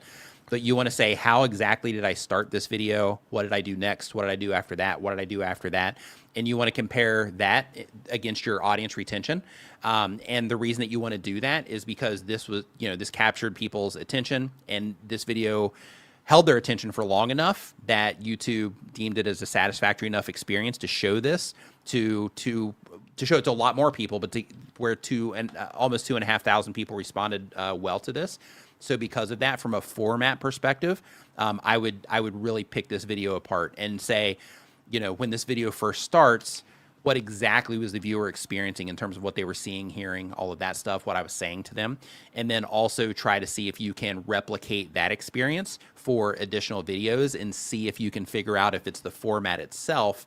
And of course, the topic is great on this, right? Best tablet for budget users. I mean, that's good, and it's simple, it's easy to understand. But with the format itself, trying to package your videos up in that way for everything that you do in terms of simple, focused, easy to understand, versus like if you look at this thumbnail and then you compare it against this thumbnail, this one's got all kinds of extra text on it. We got like multiple machines on here, and we got these like background sunset stuff that's going on that's kind of taking attention away from the laptops, where this one, it's just, zeroes you right into that tablet, and then the title itself is just super simple and easy to understand, right? So I would look at the format in terms of what you're doing in the video and see if you can repeat that. And then I would also try to make everything that you're publishing super simple like this. So I would start there. And then I would also do the grouping as well for like your different time limits and all of that. So I'd work on those things right now. Renee Ritchie in the house. What's up, dude? Hope that you are doing great. Hey, nice to see you in here. It's funny because I have all these different soundboards in here, and the one that I don't have an icon for is people. Renee Ritchie has so because of that, I keep looking over the people sound. When I'm trying to people is in like somebody's coming in, or like somebody going like, oh hey, like a human reaction. No. So I have a whole soundboard. So like when different people come into the stream, then I can hit it. Okay. Yeah. So it's people that come into the stream. The entrance. Yeah. Not human reaction. Right. The entrance. Right. Gotcha. Yeah. He says, "Good morning, Nimin 1 and Nimin 2. Thanks for sharing all the knowledge that you do. Thank you, Renee. Appreciate that." Yeah, we actually have shirts. I don't know if you know this or not. Shelly got them. Yeah, so Shelly Saves, she got shirts for D&I, and it's like the whole Dr. Seuss vibe, and it says like Nimin 1 and Nimin 2 on there. Thing so one you might already 2. know that. That might be why you're making that reference. But Thing 1 and Thing 2. Yeah, we should wear that on stream sometime. We should. Yeah. That's good. I wore mine on stage at Bit Summit. Yeah, I remember that. Yeah. I remember that. Thing 1, Thing 2. Thing 2 and Thing 1. They can do anything Here comes a copyright claim under the sun. Right? I'll get Yeah, you you're before just the getting, stream- before I'll the get you. stream's over, you're going to get Yeah. it. So Build and Fix with Mooney is the next question. They upload one time per week or more. They've been on YouTube for 1 year or more. Oh, he said he saw him at VidSummit. There you go. Okay. He says he's making videos for 1 year or more. He does DIY woodworking content. Goal of the channel is to teach others. And he says, I noticed YouTube lets us post bigger quality image for the thumbnails now. How do I know what the max size is now? I can't see the difference between low quality and higher quality after I made both thumbnails. So the large size is nice. What? Renee says for the soundboard, D has left Starbucks and entered the chat. Yeah, that's good. Yeah. Yeah, so for thumbnail size, you can now make them 4K thumbnails, and the max file size is 50 megabytes for the max file size. So that's the rule. So just in case you don't know, let me pull this up really quick. /upscale. So we did make a free upscaler if you want to use that as well. If you go to tuberschool.com/upscale, then here you can also do that, and you can upscale your thumbnails here. So keep in mind, this is not an AI upscaler. This is just like a regular upscaler. So if you have like a 1920 by 1080 image, it'll upscale it and everything will look great. If you have to upscale like a 1280 by 720, in that case, it'll still look good, but it just doesn't give you that super crispness that you'll get on like a 1920 by 1080 thumbnail. But it's still, good, and it makes it bigger. So when it gets a little bit smaller, it looks better. And also this little sharpening area right here, experiment with this too. So like if you upload it and you're like, yeah, it's a little bit too soft, then you can bring this up a little bit and then, just run it again. And then you'll be able to find that sweet spot for your thumbnails. But this is completely free. So, if you want to, make them bigger, all that stuff, then you can absolutely do it. And one thing that Renee mentions, he says, don't worry about how they look right now. Just enjoy not having to worry about file size on upload. YouTube will start showing various sizes and resolutions depending on the device in the nearest future. So yeah, so heads up on all of that stuff. So next up, we've got... Yeah, and as a part of that too, like, if you're somebody that's been making thumbnails and you export it and you're like, yeah, I got to keep it under these file sizes because of that. I can't just export it like the highest possible quality. Like now, yeah, you got a lot more room to breathe now, which is great. So next up, we've got Pixie Dust Traveler. Pixie Dust Traveler, they upload daily. They've been on YouTube for a year or more. They do travel content. The goal of the channel is to be a full-time content creator. And the question is, I recently started uploading shorts daily, 10 shorts about the same destination. Is this too many? And how do I tell when viewers are bored with this destination? So if you are publishing videos about a destination and viewers start getting bored, then people will just stop interacting with the content.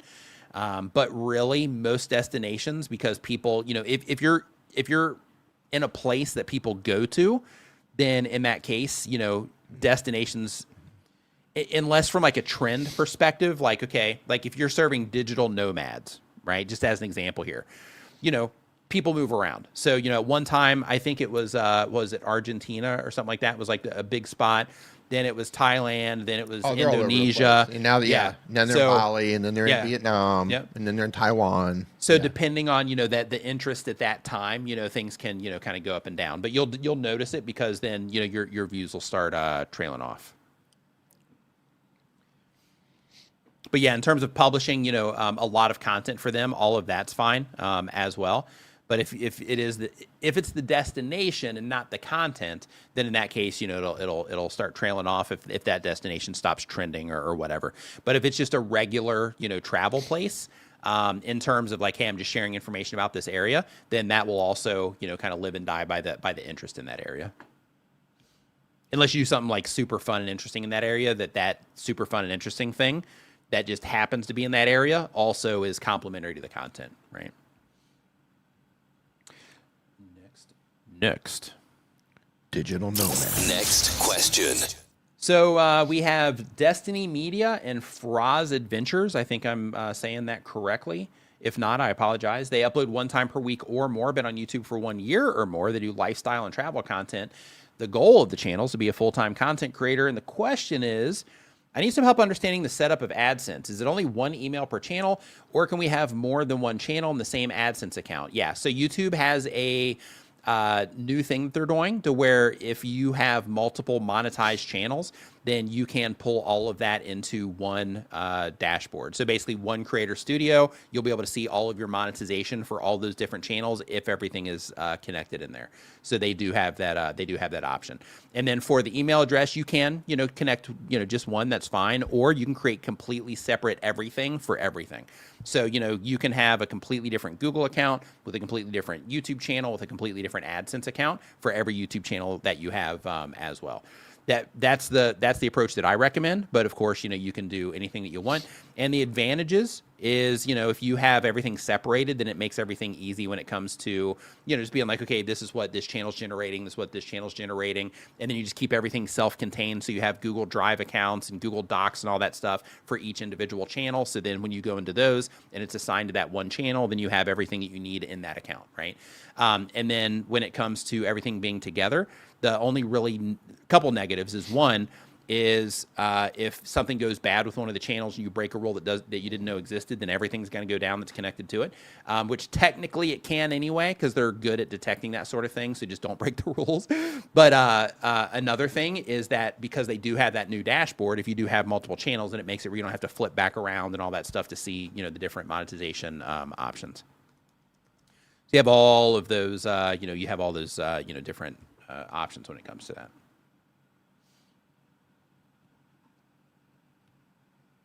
So next up, we have Epspoir du Vide is the name of the channel, and they actually showed me how to say that. Really? Which is funny, yeah. So the upload schedule is every other day, been on YouTube for 1 year or more. They do gaming, but also ASMR and reading. And the goal of the channel is to connect with others who like what they like. And the question is, my channel is growing steadily, but I feel like there's something more that I can fix up or improve upon to attract more subscribers, and I don't know what to try. Okay, that's a good question. Let's see what it is that you're doing here.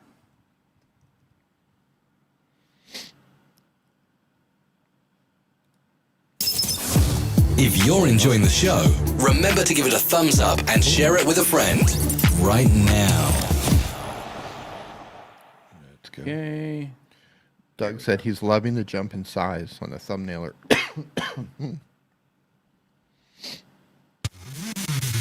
You're watching Nimmin Live. Okay, so the question here was that they are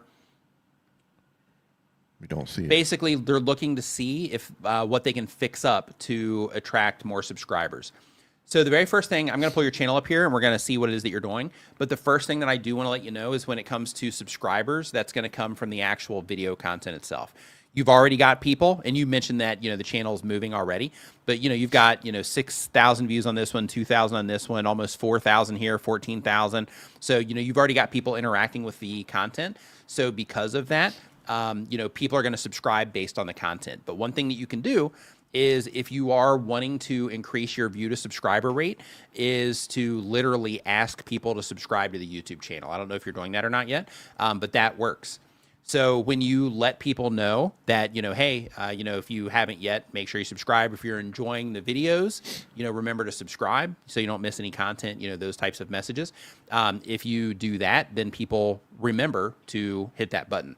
So if they're engaged in your content, they might not be thinking about that, but that's an extremely effective way to, to just increase your view to subscriber ratio.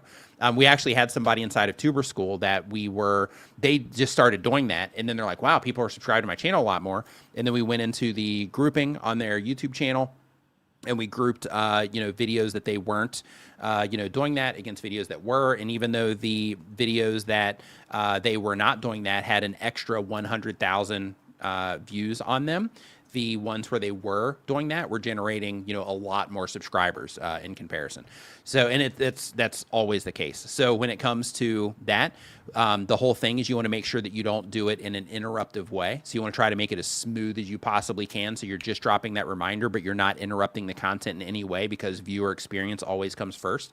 But, putting those messages in there later in your video, like in your case, you have like an hour-long video, a 12-minute video, a 39-minute video. So you don't want to put that in the first, 30 seconds. Instead, do it for the people that are committed to the content, right? So, okay, if somebody's watching my video and they're digging this so much that they're watching it for that first 10 minutes and they're not leaving, then in that case, a really quick mention as you're doing something else, like in your case, because it looks like you're doing games here. So like as you're, transitioning from this part of the game or this part of the game or waiting for something to load for that next step, then that's where you just do a quick mention. Hey, if you're enjoying this, remember to hit the subscribe button so you don't miss any videos. And then by doing that, it just puts that reminder in there. It's like, oh yeah, I am enjoying this. Let me hit the subscribe button, right? So that's extremely effective. But in terms of the real thing that really makes people want to subscribe to a channel is they just have to be enjoying the content and they have to think to themselves, yeah, I want more of this. And then when you put that call to action in there to remind them to do it, then all you're doing there is you're planting that seed, right? Hey, if you're enjoying this, blah, blah, blah. Okay, yeah, do I want more of this? Sure, let me hit this button, right? So that's the idea there. Let's see here. So next up on the list here, we have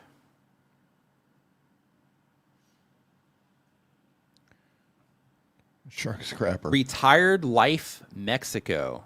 Absolutely, Shark Scrapper. That's what I'm talking about. That's what I'm talking about. Yeah, woo, woo, woo, woo. I need to get all these on the same board, right? Like right there would have been a great moment for my air horn, but I don't have it in there. I have it in my default bank instead. Retired Mexico air horn. So let's see here. So Retired Life Mexico, they have been making videos for 1 year or more. They do education and travel content. The goal of the channel is to teach others. And the question is, what is the best way to do live streams outside in the real world? It's a great question. So, fantastic question. Yeah. So when it comes to doing live streams, if you are on your phone, I mean, that's a great way just by itself. Yeah. Right. So then you're live, if you do it this way, you're going to be in the vertical feed and that gives you an option to just show up in people's feed. So that's step number one. Step number two is if you're doing like serious stuff to where you're like, yeah, I need to make sure that I've got like good connections and we're doing this for professional reasons and all that. There is a live streaming device called the Live U Solo. Live, the letter U, and Solo. It's about $1,000. It might be cheaper now because it was $1,000 a few years ago, but it's about $1,000. And with the Live U Solo, it uses cellular bonding technology. So with that, what you do is you take two different SIM cards, and then you put those two different SIM cards into they're like little modems, and then you connect that box to these modems, and it all comes in like this nice little package with a little case and stuff, and you put it in there with those modems, and then those two signals create one strong signal. And then also if one signal drops or it gets weak, then the other signal carries the weight. So so that's a device that you would use if you are doing some type of live stream where you need, like, this has got to be online, so I can't have this drop. Then that's where you might use something like that. But for almost everything else, if you're just out walking around, you're trying to share some stuff, then just using your phone is going to be an easy way to do it. But one thing that I do recommend is that you do get some type of microphone. You don't have to, but if you get some type of microphone, that also gives you more creative options while you're streaming. So for example, like if I was streaming with this right now, I can just be holding it the whole time. But if you're out and you're doing a long stream, you're going to get exhausted. So because of that, you might want to like set it down somewhere and then maybe kind of step back a little bit. And then if you do that, then you might need a microphone so that people can still hear you as clearly and all that. Plus, regardless of where your phone is, if you have a microphone attached to it, wirelessly, or you can have it actually connected in, then in that case, it doesn't matter if your phone's close or far away, your audio is going to be relatively consistent. So it'll help you there too. So just a phone and then get a little microphone for it. Yeah, Dee used to do that in Mexico. Yeah. Yeah, and people really enjoyed it too. Yeah, I will say this though, because depending on where you are in Mexico, it can get warm in Mexico. And I found that my phone, I was streaming outside in the sunlight, my phone heated up rather fast. And I had 2 different times where the phone overheated while I was streaming. Did you lose the whole stream, just locked up? Oh yeah, it just died completely. Oh, wow. The phone shut down. The phone overheated. Yikes. Yeah. So go take this for 1 second. Yeah. So make sure you have a full battery. And you'll know when you're filming with your phone, you're going to feel it get warm, but you don't want it to get hot. And I found that usually around 45 minutes to an hour was kind of my breaking point down there before my phone started acting up. And that was with an iPhone. I think the new iPhones don't get as warm. Don't know if you're on an Android or an iPhone, but just something to be mindful of. We were talking earlier in the stream. They also make little fans now that you can get to connect to your phone. It's almost like a little, like you have your case for your phone, and then they make fans that connect onto the case. So if you're going to be streaming for a long period of time, you might want to look into something like that. You can also look into, if you're doing longer streams, you have the cables that you can connect to a battery, some sort of a power source, because as you're running a live stream, it's going to burn up your battery a lot faster. Something to keep in mind. Other things, live streaming on a phone, you can hold it in your hand, but note that it's going to be a little bit shakier. So you could use a gimbal, you could use some sort of a tripod that you could hold and set it down. If you're going to be someplace where you can actually just set it down, you can do that. That can be helpful as well. And it can also be helpful if you have a microphone. A little wireless microphone goes a long way. DJI makes them, Hollyland makes them. They just clip into your phone, clip into your collar. They usually come in sets of 2, so you and your co-host or whoever's with you can put them on and stream with them. Like if you want a really good quality stream, you need to be prepared for that. Get all of the stuff so your battery doesn't die. Get good microphones. And when I say good, it's like $100, sometimes cheaper depending on the microphone. So your audio is going to sound good. And I don't know if he mentioned it, but you need to be careful when you're outside walking around places that might be playing music.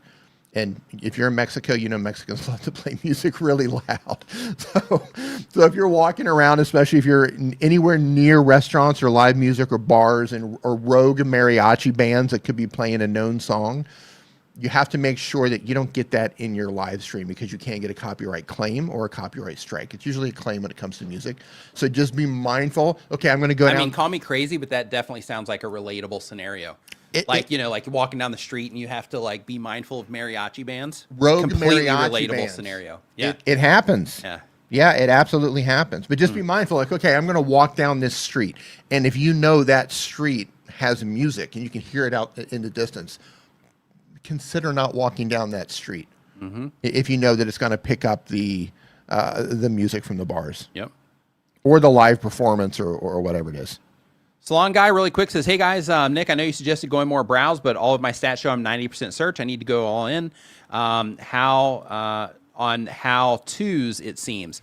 Yeah, so thoughts on that is that, search for what it is that you're doing is definitely good. But when it comes to where most of the views are on YouTube, recommendation systems is there too. So that's where most of the views are on YouTube. So people are finding you from search, which is great because that's another traffic source and you should definitely lean into that. However, when you're coming up with your video ideas and when you're packaging your video ideas, keep search in mind, right? So make sure that you are still using the keywords, keyword phrases, all that stuff that, can help them show up there. And also make sure that you're double dipping so that when you are putting your packaging together, that you're thinking to yourself, okay, probably this is going to end up in search and people are probably going to end up finding me through looking for this. However, if it shows up on somebody's homepage, it also needs to be interesting enough to where if my target viewer were to see this on their homepage, that it would be interesting to them too. And then if you do that, then that gives you the opportunity to take care of both. So then that way you don't have to just say, I'm just going after this. You can say, this is how people are finding me, so I'm going to make sure that I'm supporting that, but I'm also going to double dip, which, again, means that you are packaging things up in a way that also makes it compelling for recommendation system. Right, so take that approach. Let's see here. So next up, it says Feral Music. It says Premiere Pro Mobile. We'll fix that. Do they have like some type of noise things in there with mariachi bands? Like a special mariachi brand setting in Premiere Pro? Like, where's my mariachi band setting? Well, the problem is when you're live. If you're walking around, we're not talking about recorded video, we're talking about live streaming. So if you're walking around live streaming, now the microphones that you have that you can get, they do have voice isolation on some of them where it will hone in on your voice. Yeah. I don't recommend. Yeah, the Hollyland is great for that. I don't recommend always using that voice isolation because it just doesn't sound that good yet. But if you are like, hey, I've got to go down this street, and there's rogue mariachi bands on both sides, and I'm going to dodging them, and I'm going to have to go through the gauntlet of rogue mariachi bands. Then you dude, that's so related. Like I run into that all the time. You listen. So yeah, so it's good. I've been in that situation, and you think you're prepared for rogue mariachi bands until it actually you're happens. right there with until rogue you're mariachi faced, bands. Yeah. Until you're faced in front of a bunch of dudes wearing white with guitars and trumpets. Yeah. And you're like, I was not prepared for this. I'm completely unprepared for this situation. And then it becomes a gauntlet of all these different bands, and you're like, Right. "Hey, man, I'm just trying to make a video here. I'm trying to So go when live." when you're getting ready to go into the gauntlet, then you could turn on the voice isolation, and that's just one click. It's just like a one little click, click, Yeah, and then it turns on the voice isolation, and then that will I'm not going to say it's going to remove it, but it can help reduce it. Yeah. So just be careful. Be careful around music. Bottom line. Those are great. Those are great. Yeah. Microphones. Just watch out for those mariachi guys. Did you ever see Desperado? Yeah, I did, but I can't remember it. Yeah. Had a It's all Three Amigos. had a machine gun in his Yep. Oh yeah, you got to be careful. yeah. Yeah, you got to be careful. Yeah. You never know. So Moth723, Three Amigos. Oh my God. weren't they a mariachi band? Yeah, what was that? Yeah. Yep. Yep. Yep. Yeah. So Moth723Z is the next channel. They upload every other day, been on YouTube for less than 1 year. They do a commentary reaction channel. The goal of the channel is to be a full-time creator. And the question is, how can I grow my audience? So when it comes to growing your viewership on YouTube, the golden rule is, there's actually a few golden rules. So very first is you have to, get good at making content. And you have to, it doesn't necessarily mean that everything has to be technically correct from like a filmmaker perspective or anything like that. It just means that you need to get your content at the very least to a level to where somebody can come in and enjoy it without thinking to themselves, oh, why is that like that? Or why is this like this? Or this sounds weird? Or why does it look weird like this? Or, that type of thing. So, one, you have to be able to do that. Number two, you need to make sure that you are talking about things that people care about, which in your case, you definitely are.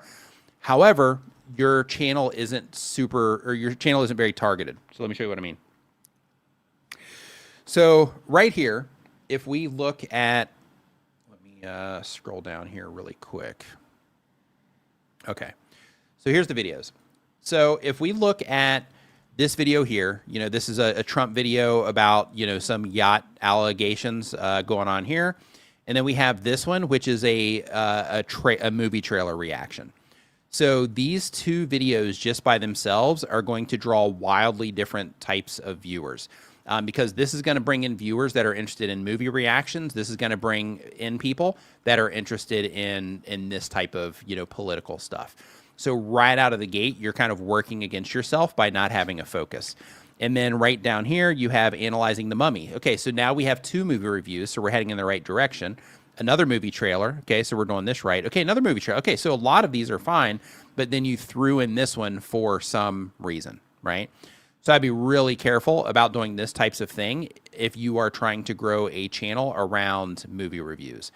Let me see what else it is that you're doing. I see Tucker Carlson down here. Yeah, and this is another one, right, where you're mixing in political stuff.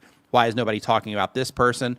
So, yeah, on your channel right now, you're mixing in a lot of things that are going to be segmenting your audience. So here, you've got the McDonald's CEO trying to hop in on that trend. Here you have Trump-related things. Here you've got, some stuff, claiming that YouTube's censoring your Epstein videos, which they're not. Here you have someone hacked the FBI's Epstein file. So here you're talking about all of that stuff. And then here you're talking about somebody else. Yeah. And then up here you get into movie reviews. So step number 1, if you're trying to grow your viewership, is to pick something. So you can talk about different political related things and trending related things. That's fine. That's one offering. But when you start mixing in movie reviews, then you start diluting things, quite a bit. So I would just pick the lane that you want to be in and embrace that, embrace that lane so that you can, make an environment for yourself to where when you publish videos to your YouTube channel, that somebody that watched your last video can also watch the one that you published today. And somebody that watches that one that you published today can also watch that video that you published 3 days ago or 3 weeks ago. And that person that watched that video 3 weeks ago, they can watch that video that you published 2 months ago, right? So the whole idea is to build your channel around a particular type of viewer that's interested in a particular thing. So if it's political drama, that's one type of channel and one type of viewer. And if it is movie reviews, that's another type of viewer. Now, of course, there's going to be some overlap in those viewers, but when it comes to your channel, though, you want to make sure that everything that you're publishing is a perfect fit or a really good fit for a certain type of viewer that you're trying to reach. And on that note, I do want to remind everybody here, if you're getting started with YouTube, if you are, if you're publishing, you've been making videos for a while, right? Let's say you've been making videos for, a year or more, and you're still running into those walls where you're like, man, I just can't, I can't figure out this next step, right? I'm just trying to take that next step. Remember that this is all a process, and it all comes with a learning curve. Like, everybody's still learning all the time, regardless of, how much you know or, any of that stuff. So everybody's still learning all the time. And because of that, you have to keep focused on your skills, keep focused on understanding your audience and what it is that you're offering to them. And when I say skills, I mean, how to make effective thumbnails, how to write good titles, how to, consistently serve your, audience, how to make, videos that people will watch for longer periods of time, all that good stuff. But, hang in there. You got this. If YouTube is easy, then everybody that made YouTube videos would be gigantic in terms of their channel. Yep. And it just doesn't work that way because there's a lot involved. So because of that, just focus on the skill sets, because that's how you get there. Skill sets and understanding your viewers. If you can focus on those two things, the skill sets are going to help you see everything else. And then serving your viewers is going to help you learn how to serve them better through the skill sets that you're developing. So focus on those things and hang in there. You got this. Have a great rest of your weekend. Remember to check out Opus Clip, which is our sponsor for this stream. And also make sure that you do check out the video description, where we have a bunch of other helpful tools for you as a content creator as well. And have a great rest of your weekend. And we'll be here next Saturday at 9 a.m. Eastern in case you happen to miss this one. And we'll see you next time. D, great stream. Thanks, Ron, for the... Duty Ron for the last... oh, no, that's Retired Life Mexico. Retired Life Mexico. Sorry. Yeah, hey, thanks for the super chat. Thank you. Thank you so much. Yeah, and have a great rest of your weekend, and we'll see you next time.